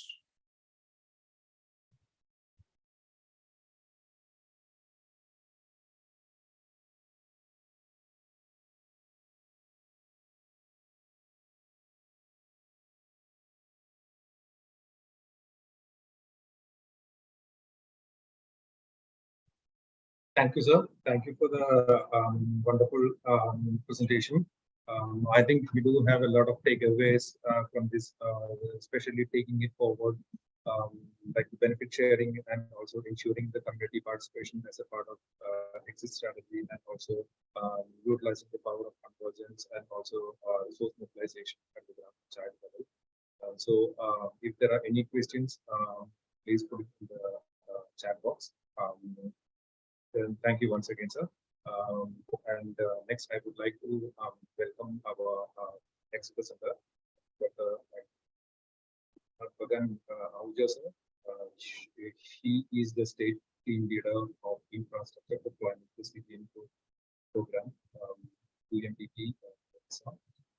He will be giving his talk on scope of Eco-Drr in the state of Odisha. Over to you, sir.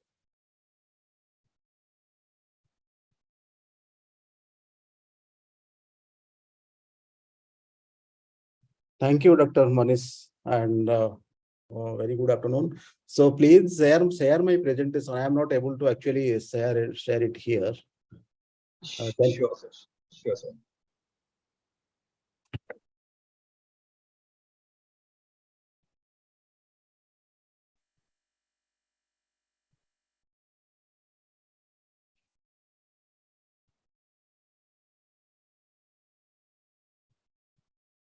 Yeah, thank you so much. So next slide, please.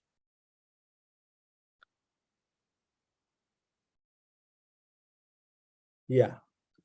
So this presentation is basically the scope of Eco-Drr in Odisha, and I will share few examples how actually different programs in Odisha are able to develop some classic examples on Eco-Drr in Odisha in the next couple of slides. And before that, I must say that we are thankful that UNDP ICRG program in collaboration with KILA and UNEP had organized a state level workshop here in Bhubaneswar. And that workshop helped both the department, Panchayati Raj department and UNDP also in taking this Eco-Drr approach in a long way. So thank you again for this initiative. So now let me start. Odisha is prone to natural disaster. It is one of the states in Western India, which is actually prone to different type of natural disasters. Nearly 83% of Odisha's population live in the rural areas and depend mostly on agriculture as their livelihood. And we all know that agriculture is going to be highly impacted by the impacts of climate change.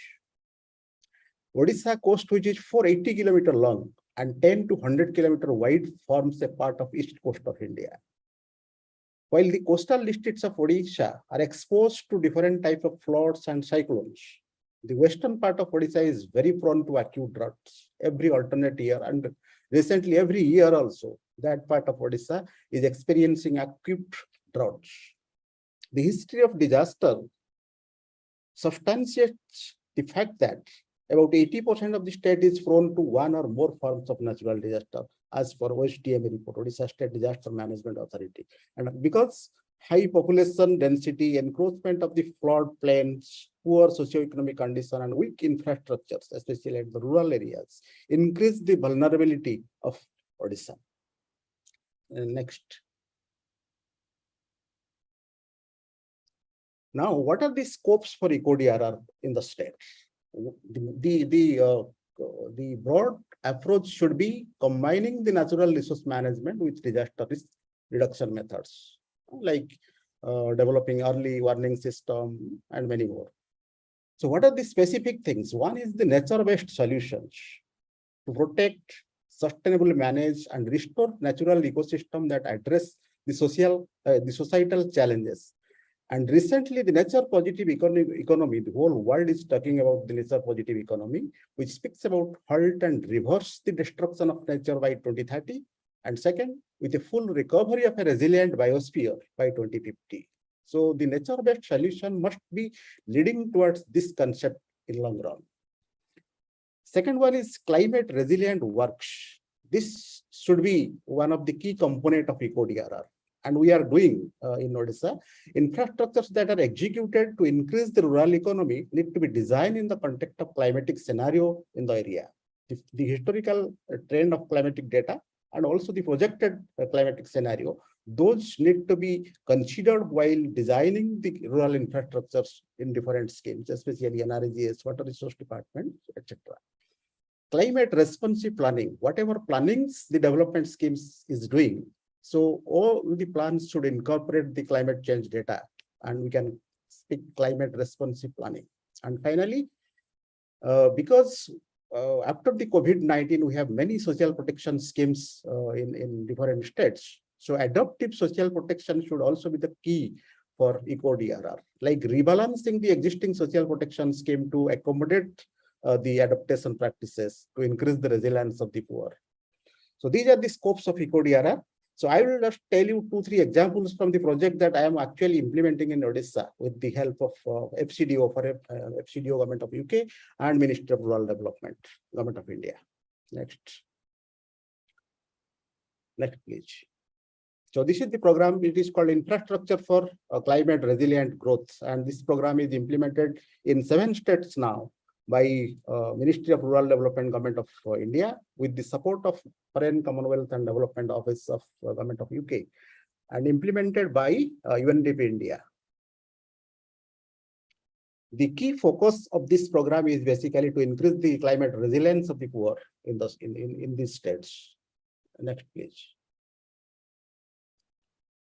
So as I told, there are 4 key outputs in this program. One is administrative capacity of the state, to build the capacity of the state to design the rural infrastructures, to plan for on climate responsive planning. Then technical capacity building of the implementing agencies, basically the engineers who can design the works in a particular way. Then evidence guided policy making. Systematic capacity, next, which actually going to improve the rural economy and improve the climate resilience of the poor. Next, please. Yeah, next.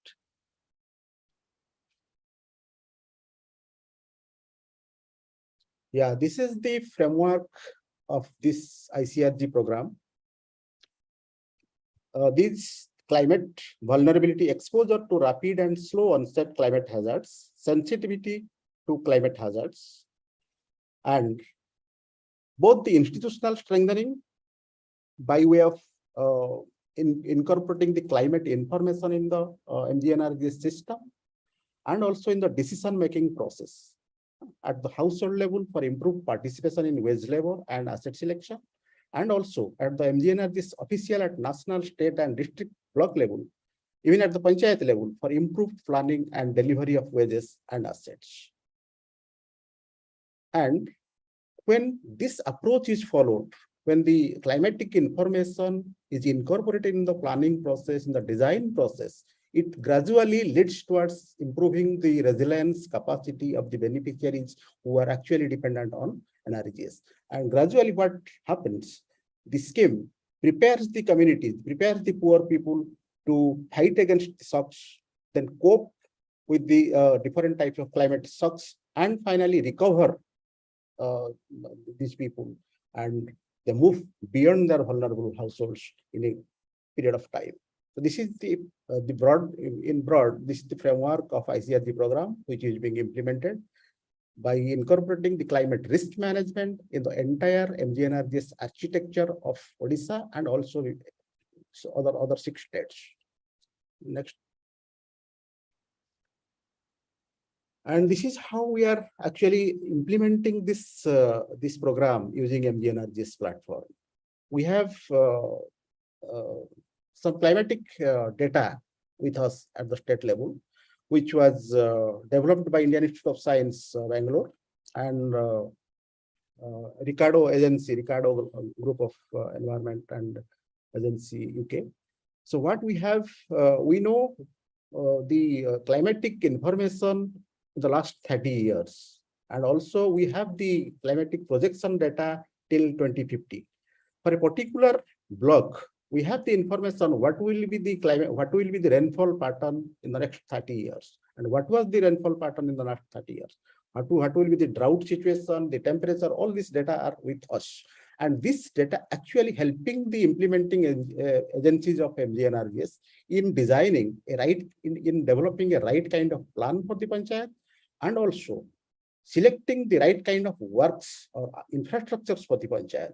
So what we do, we identify an area first, the availability of resources, then examine the climatic scenario, then list out the works to be taken off in consultation with the community and also the implementing agencies, and then prioritize the works, which will be the first work to be taken off under this particular scenario. Then get the works approved in the system, and then provide technical designs. If the rainfall is going to be high, what will be the bond size? Where will be the check dam will be taken up, like this? So provide technical designs of works to be taken up. Then facilitate leveraging resource, because every asset should be linked to different type of livelihood practices, so that the beneficiaries can get employment round the year. This should be the approach of climate resilient works also. And finally, building the capacity of administrative and technical staff on climate responsive planning and design under MGNRGS. So this is the complete approach of making a climate responsive planning under MGNRGS and also design of MGNRGS structures. Next, please. Yeah, this is one example that I'm citing here on climate resilient works in one of the district called Kalahandi district, where in 2017 we did this. And this is an engaging study, because recently also we are studying the impact of this case. What we did here, considering the climatic scenario, we changed little bit of on the existing structure, what was already designed by an implementing agency there. We tried to bring some changes there. Construction of one guardrail was incorporated, increasing the height of the check dam by 1 meter and increasing the bund height from 1/2 feet to 2 feet. So this is just one few changes that was made in the existing structure. What happened in 2018, there was a highest rainfall of about 253 millimeters in one day. And most of the structures which was designed in the nearby areas washed away. And this was not because of this small changes in the design. And though the rainfall caused a flash flood in the village with 3 to 4 meter water flowing over the structure, that is reaching the height beyond the check dam, the structure didn't get damaged and was still able to hold water.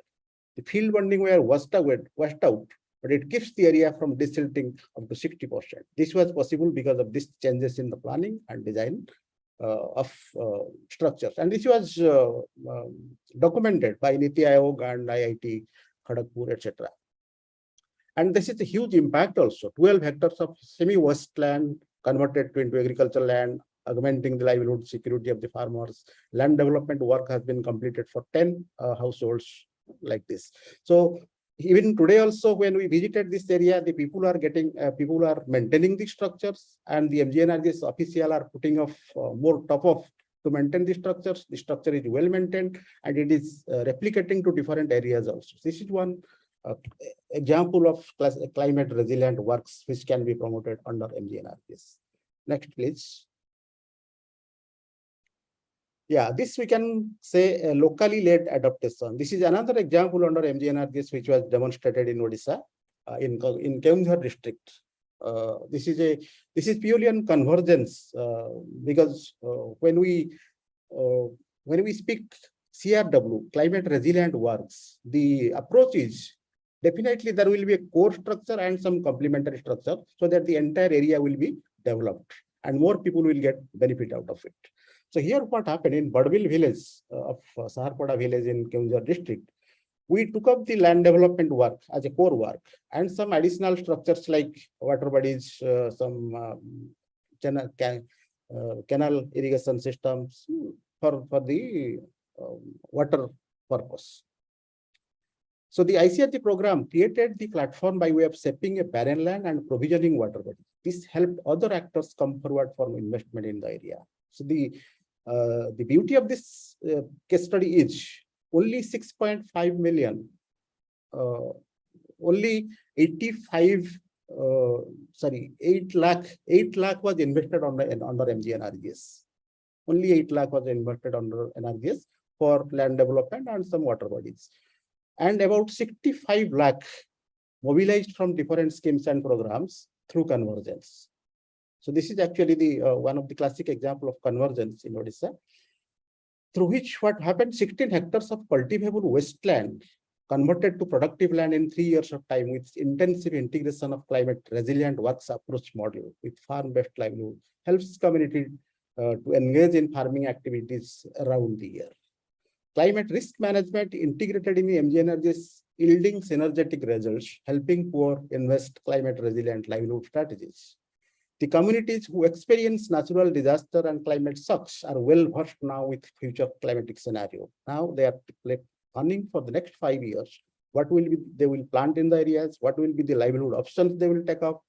What will be the drought and flood proofing measures they will take up? The climate resilient varieties that they will take up. All these things they are doing, and they are very self-reliant now to plan for their own livelihood.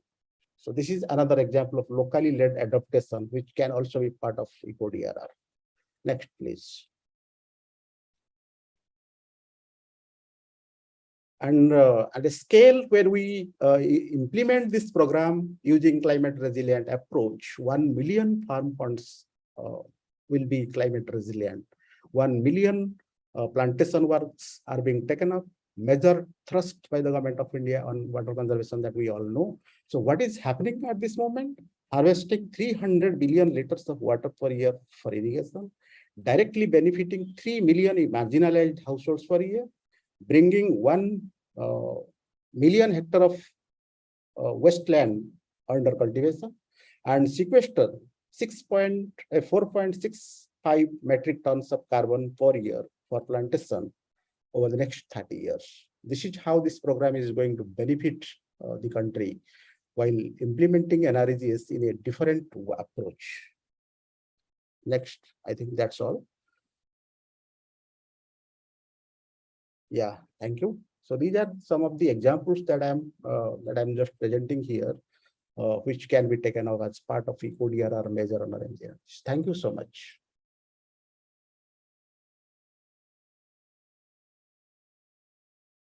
Thank you, sir. Thank you for the wonderful presentation, specifically on data-driven approaches and also prioritization.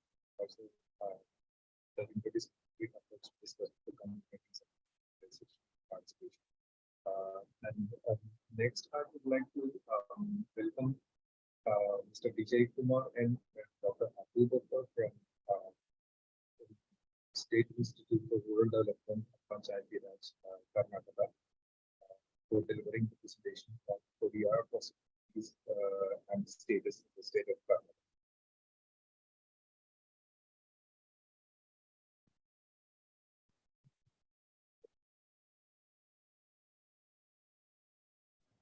Sir, good afternoon. Good afternoon, sir. Yeah, I'm Abubakar from SID Mysore. We will share our PPT. Sharing. Sure,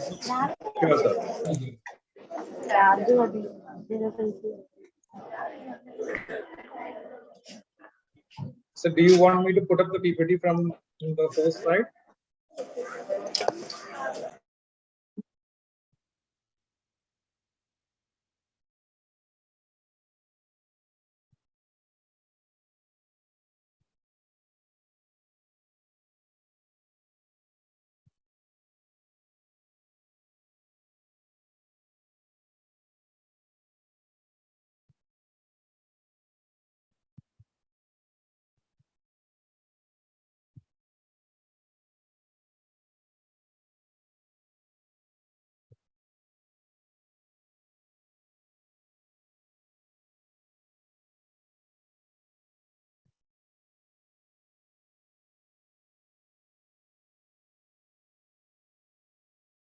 Abubakar sir, your screen is visible, but it's not the PPT, but it's the Windows Explorer screen which is visible.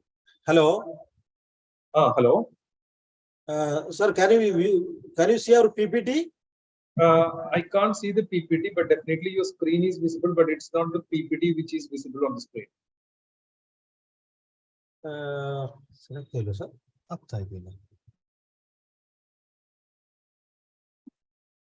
Do you want me to share from here? Yeah, please. Can you share me from there itself, sir? Yeah, sure, sir. I can do that. I can do that. Yeah, please, sir. Please, sir. Yes. No problem. No problem.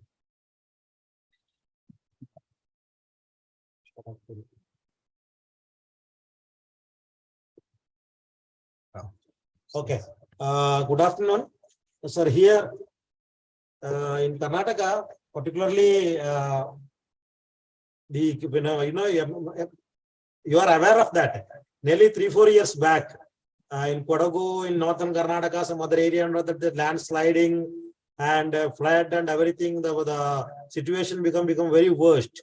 In such a condition, mainly the panchayats, Jilla Panchayat, Taluk Panchayat, they've taken most important steps relating to how to control, how to this one involve the panchayat works and other things relating to that in the Manrega section itself. They have taken a very good stance introducing the Jala Sanjeevani scheme. In that Jala Sanjeevani schemes, they are reimagining and de-imaging and diversification of the MGNRG in Karnataka. So in such a scheme, in different way, the implementation process was happened in different districts. And Vijay Kumar is relating to, sir, next slide. Vijay Kumar is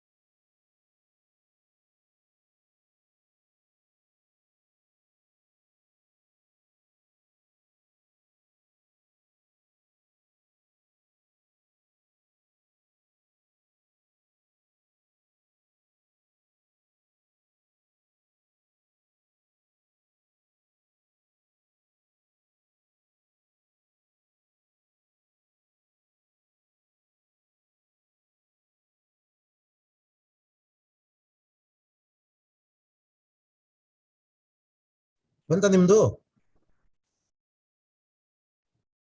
Sir, can you hear? Hello.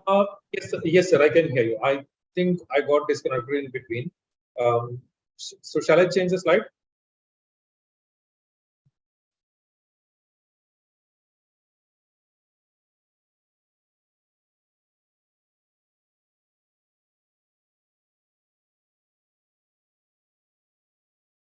Yeah, sir, in our state, special campaign taken from our audit department.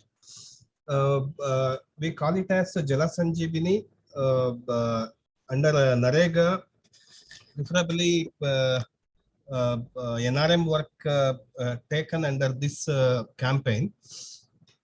Using remote sensing and GIS tool, we are using this type of tools. Bhuvan portal, Kesrak for GP boundary thematic maps.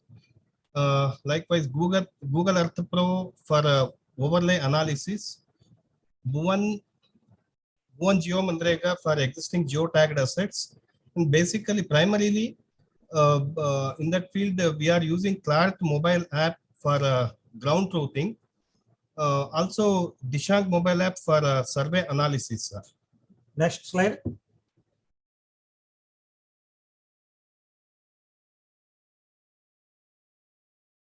Base, the government in collaboration with the various organizations is preparing and implementing current program for the next financial year, namely 2023 and 24. The main objective under the present scientific planning is to prepare detailed plan report at each Gram Panchayat level using GIS based technologies while keeping watershed based concept on focus. Special area for focus water security plan 5950 Gram Panchayats 100% is completed. Then the scientific planning 5950 GPs are also completed. The KML planning 100% completed. Grazing land development 2163 Gram Panchayats have prepared Gomala subplans with area coverage of 16850.79 acres. Disaster risk reduction 4247 GPs have prepared DRR SP till date.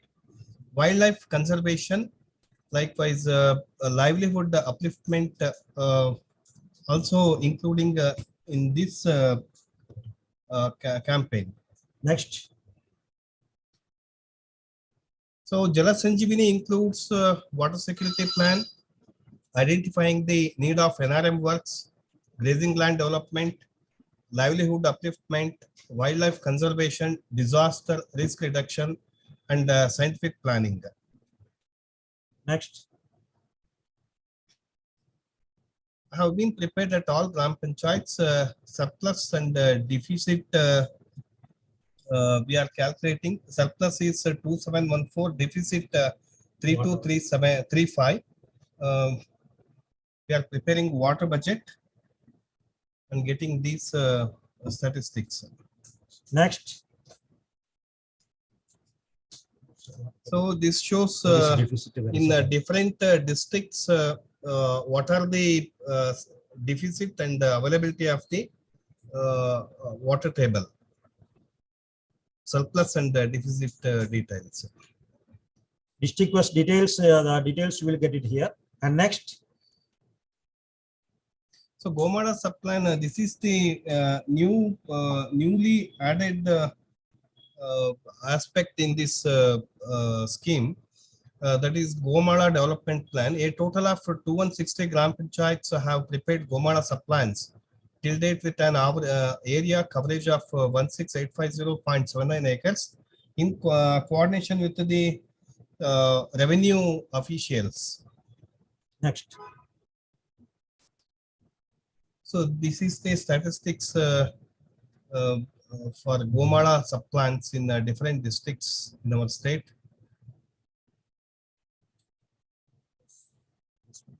So district-wise details are details are available on the acre-wise. We will put it here. Next.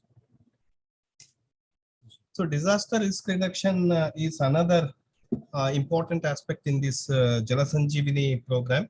4247 Gram Panchayats have prepared DRR subplan till date. That is 2382 drought prevention plans. Then 1741 flood prevention plans. 124 landslide prevention plans. The picture also shown here. Shown here. For example, in Ranebennuru, Black Buck Sanctuary is there. Then Dondeli Wildlife Sanctuary. Then the Roji Bear Sanctuary. in Bandipura elephant corridor is there. Next. So water harvesting, conservation, and artificial recharge of ground water works. What are the works you are What are undertaking? the works undertaken under NREGA scheme? Contour bunding, contour trenching, contour cultivation, bench terracing, graded bunding, gully plugging, check dams, nala bunding, construction, gabion structure, stream, bank protection, percolation tanks, subsurface barriers, injection wells, well recharge, village pond tank, afforestation. Next. These are all the permissible under the disaster works under NREGA. Then individual works, construction of stone, peripheral, farm field band, construction of storage, graded band, leveling, shaping of wasteland, fallow land, drainage of chore or waterlogged areas of land. Likewise, community works are construction of pebble, peripheral, farm, field band, construction of stone, peripheral, farm, field band, construction of earthen, graded band, construction of flood diversion canal, then renovation of flood diversion channel, leveling, shaping wasteland, development of shoreland, construction of border check dam. Likewise, we are seeing this map. The map also, the detailed picture also we have shown here. The next. Then afforestation, roadside plantation, contour bund, trenches, vented dam, flood control walls, bunds like is shown Picture also in this picture. Next.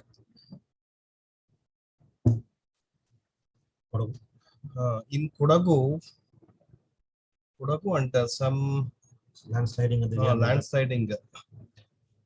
This is the vulnerable of flooding GP areas in Kodagu district. Next. That's Madikeri and Somarpeta the same way, that is some landsliding other area and all that, you have undertaken the works in the same particular areas. Next.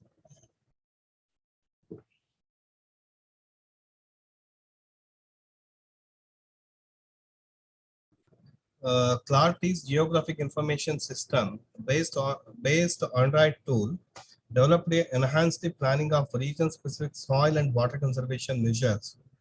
For example, recommended treatment code is one. It shows green. Recommended treatment type, for example, good recharge structure. Then the recharge potentiality is very high.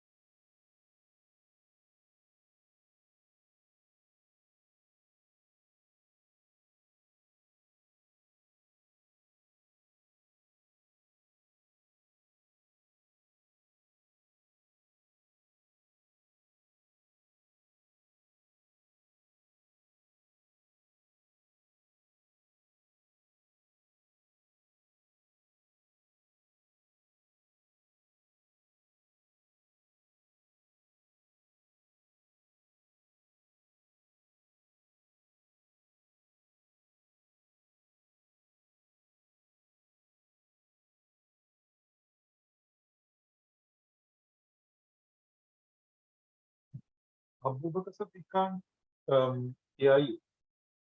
There is some technical issue. There is no audio.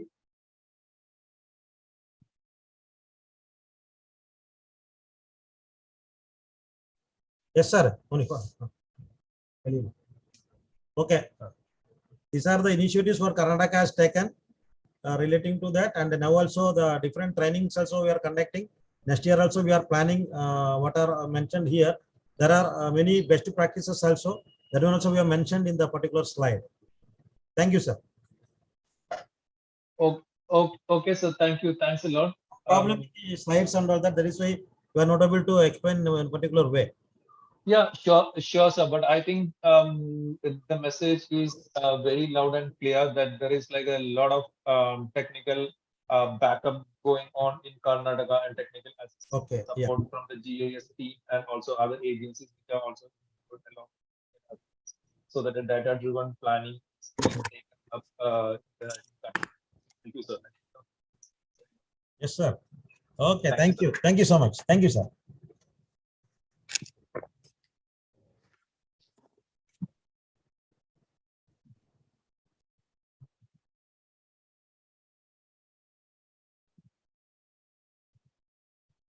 So the next, session, I would like to take it forward to the remarks section. Um, Along the line of the project and also the interest of Eco-Drr, there are a lot of other stakeholders and active partners um, who also supports Eco-Drr activities. Yeah, and one of the pioneering interventions being done by India. So I request the representative from India, Manisha Chowdhury, to give her remarks, or anyone from India, if Manisha Chowdhury.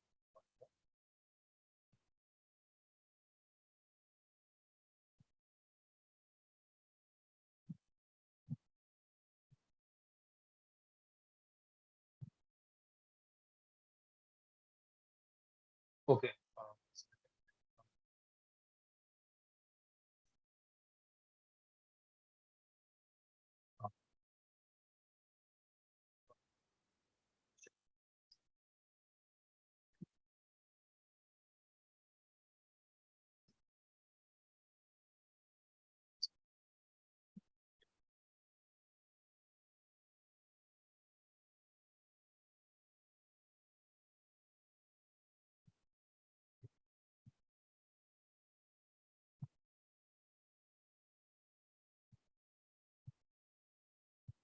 Kerala Forest Research Institute. Sir.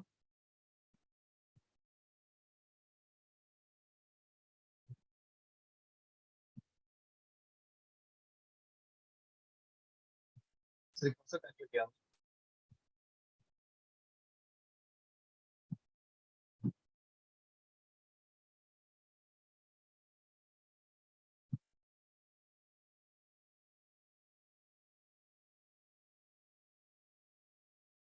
Okay, then I would like to invite representatives from Wetlands International South Asia to give their remarks on the Eco-Drr activities and mainstreaming of initiatives. Eco-Drr.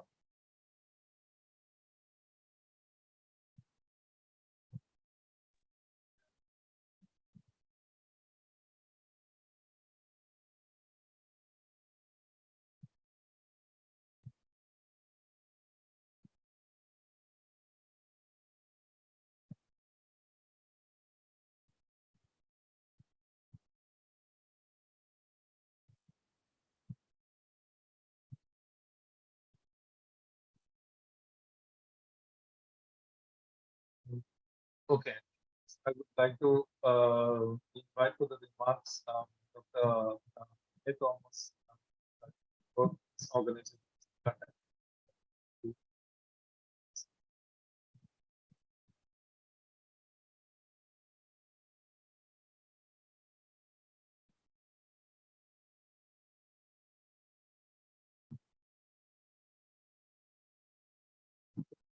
Renee, can you hear me?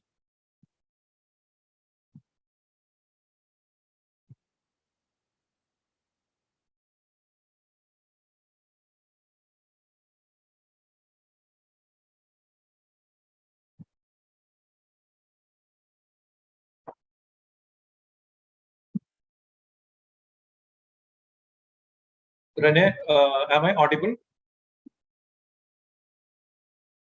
Yes, sir. It's audible. Okay, audible. Rene, can you please give your experience, your organization, the activities which your organization is doing on Eco-Drr related activities?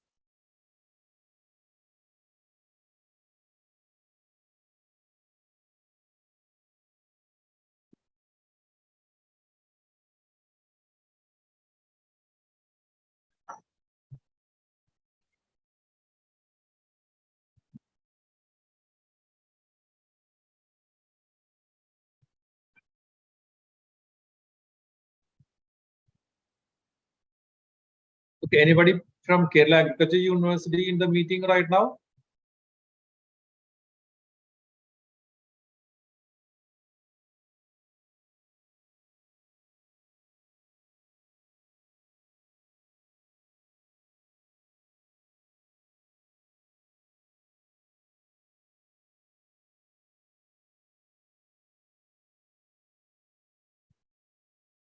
Or anyone from Wetland International South Asia, if you can give your remarks.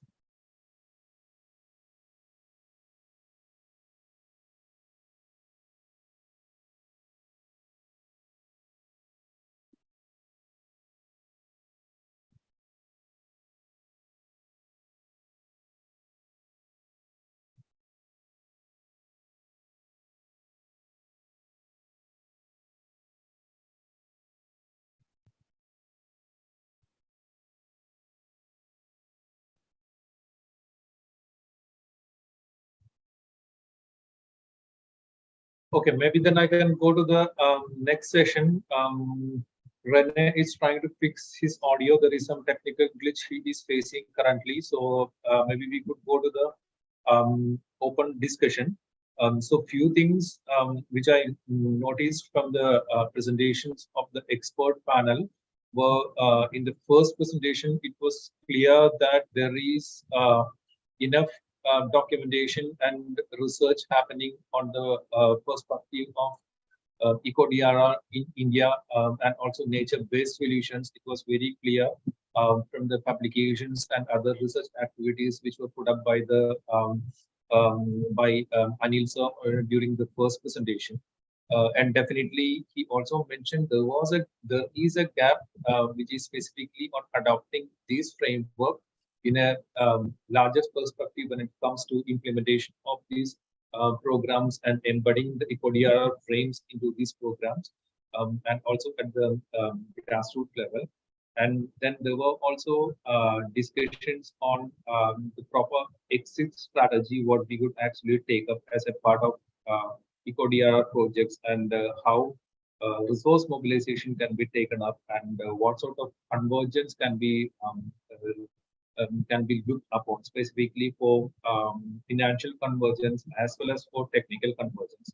So there were few examples were also quoted from the NIRDPR experience. There were few examples were also quoted, and also there were suggestions on how we could actually take this story forward by means of taking it to the next level by making use of benefit sharing and also community participation into it, so that even when the project or the funding period runs out, because of the community participation and the community ownership which has been generated, and also because of the convergence and resource mobilization conducted as a part of PRI institutions, the projects can sustain for a longer time, and specifically when livelihood strategies are involved in it, when the community livelihood strategies are embedded in the framework of Eco-Drr implementation activities, then it also retains the long-term benefits of the community, so that the project or the intervention stays as such, and we can actually reap the benefits of Eco-Drr in the long run. So that message was also clear from the presentations which we had from Orissa and from NIRDPR. And then again, when it comes to the presentation of Karnataka, the main thing which I noticed was there is also a need for a data-driven work selection and also data-based planning, which is very much needed. A technological backup is needed also for work selection and site selection, and also prioritization. And prioritization, we cannot actually leave aside the communities, and so the discussion with the communities is also important. So that was also brought up in the discussions earlier. So these are the few opening remarks which I have for the open discussion. So the floor is now open for the discussion. So if there is anything to share related to the Eco-Drr activities and the mainstreaming of Eco-Drr activities in India, the discussion is open to the audience.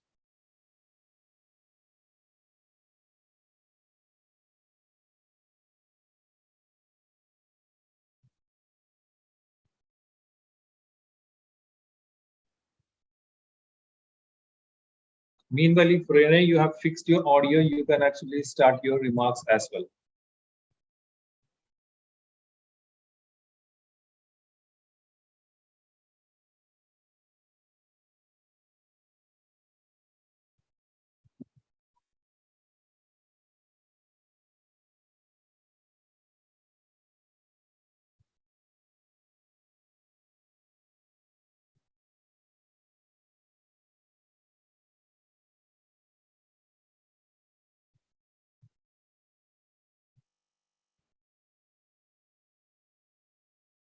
And Sriram, please let me know if there are any questions from the YouTube and Facebook live so that we can also put up the questions to the expert panel here.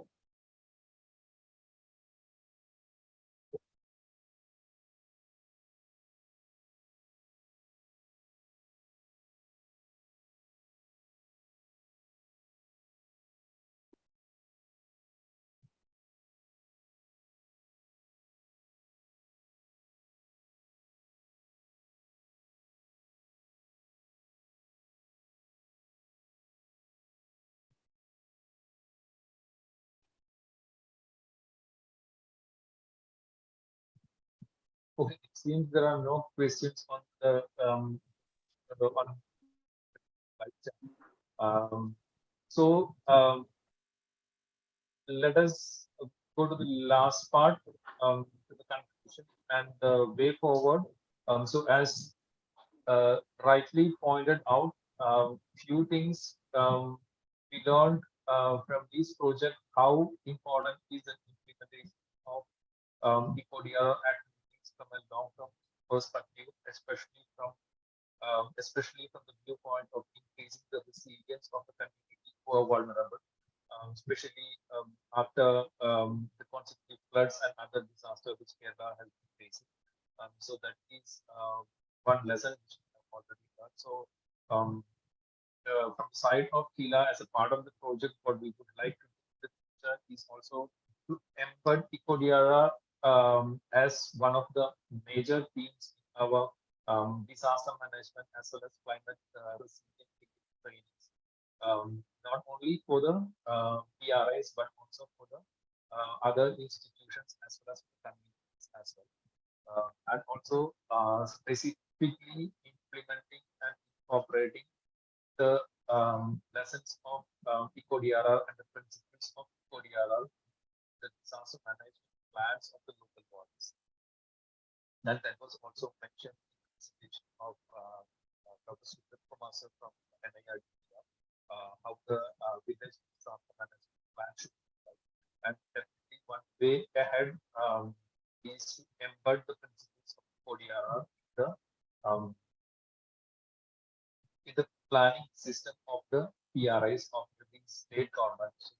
For example, of Kerala, the way forward to actually incorporate the principles of Eco-Drr into the disaster management plans and then incorporating the suggestions based on the disaster management plan into the annual plan of the Panchayat Raj institutions or into the GPD of the Gram Panchayats. That will be the way forward for the Gram Panchayat institutionalized Eco-Drr.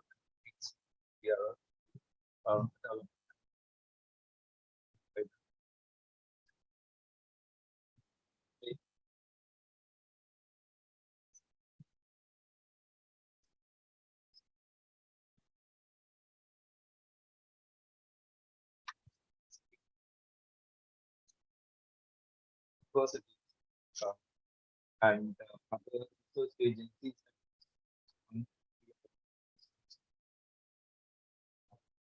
So, two permits definitely. So, for close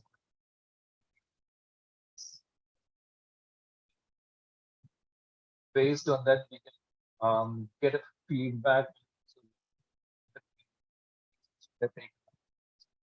So, from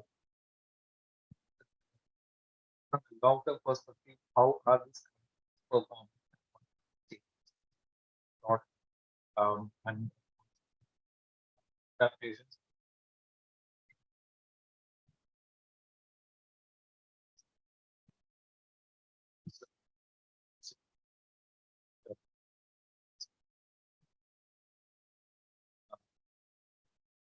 policy perspectives, aid for encouraging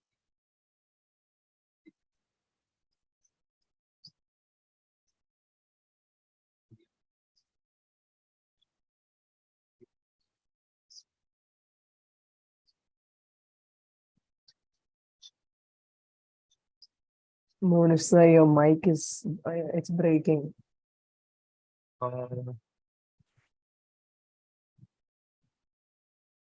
and Neha, is it audible now?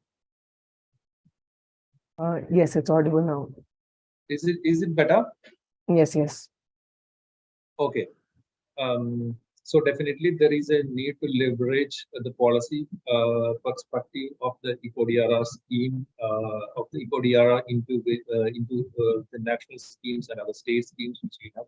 And so these are the way forward which I see right now as a part of the project and as a part of like mainstreaming the Eco-Drr activities. Saida and Hasnan, if there is anything more to add, I would be happy if you could also pitch in.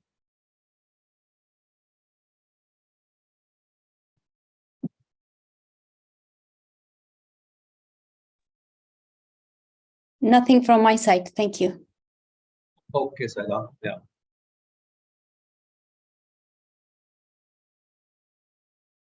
So definitely, like I said earlier, the Eco-Drr e-course on Eco-Drr principles and also the basics of Eco-Drr that's already launched in the KILA website, and all those who are interested, and it's open for public, and anyone who's interested, they can actually enroll for the course. There will be also a certificate which is provided from the successful completion of the course.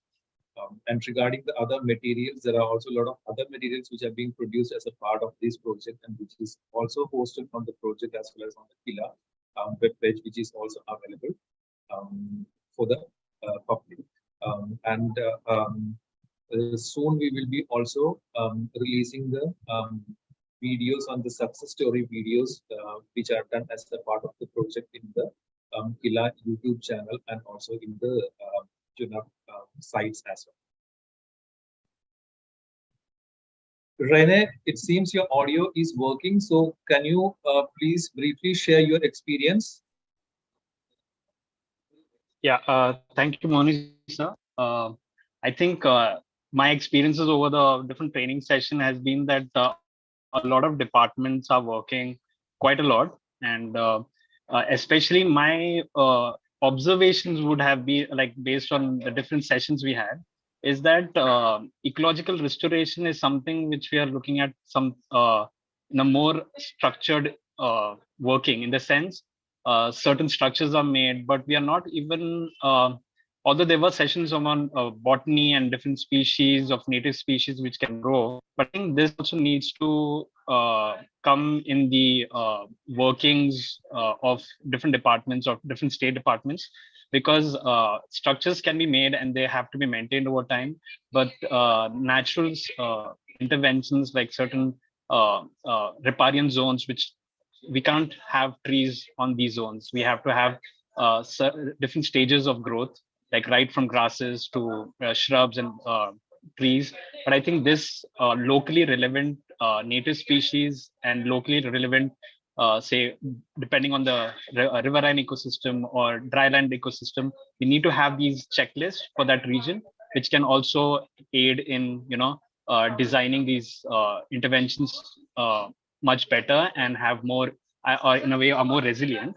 And the other being is also a lot of structures are done because like there are certain units, like in terms of where to construct them along the slope or along the drainage, but also we need to have some kind of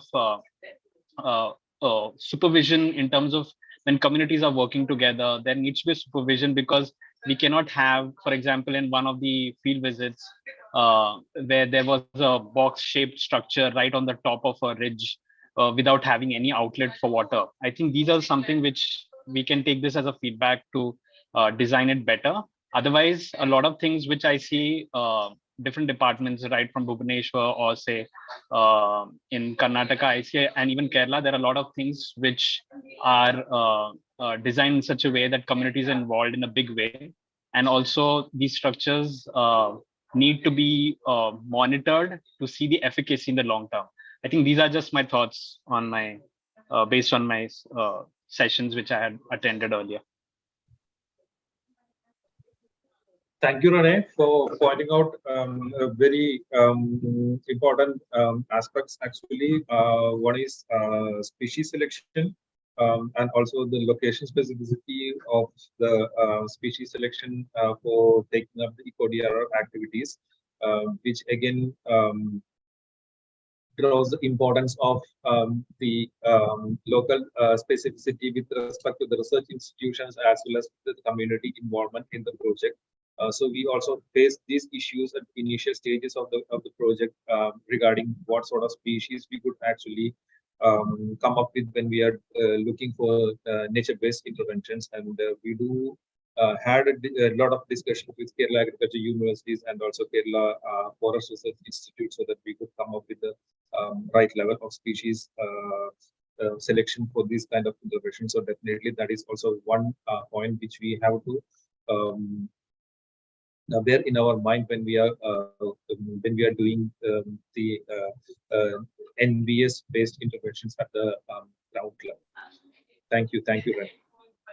Yeah, and another thing is, I mean, this is based on my experience in the semi-arid Maharashtra, is that we see a lot of structures being made to harvest water, but most of these structures are made along, say, you have a deepening or widening of streams, which is surely which help retain the water, but actually in the semi-arid, it's not these rainfall water which is caught in these structures. These are basically old water or groundwater being stored. So you are actually exposing these water to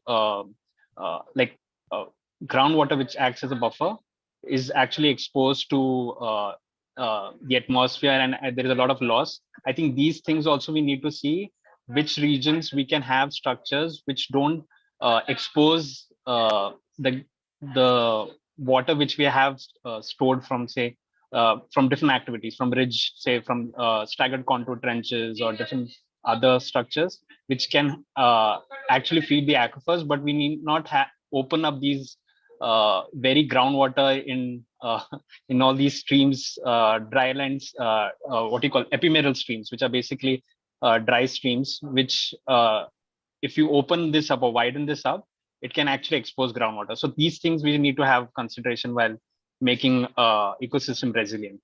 Yeah, thank you.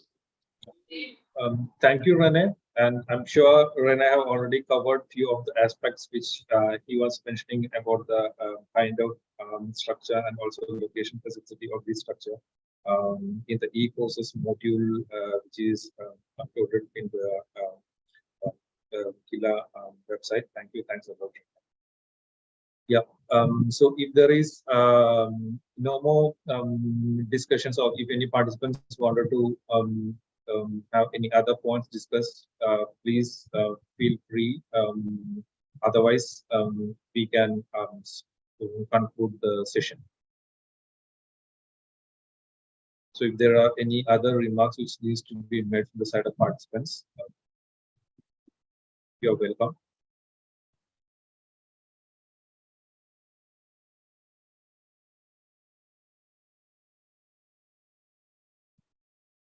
Okay, so as a part of winding up the workshop, I would like to thank on behalf of Kila all the participants who joined the workshop, and also UNAP, especially Hasnain and Saida for supporting us throughout the project activities. And also other stakeholders like UNAP India, Kerala State Disaster Management Authority, and Kerala Agriculture University, Kerala Forest Research Institutes, and Wetland International, and National Institute for Disaster Management, and NIRDPR Hyderabad for supporting us. And thank you all the participants for joining us in this webinar. Thank you. Let us conclude the workshop. Thanks a lot.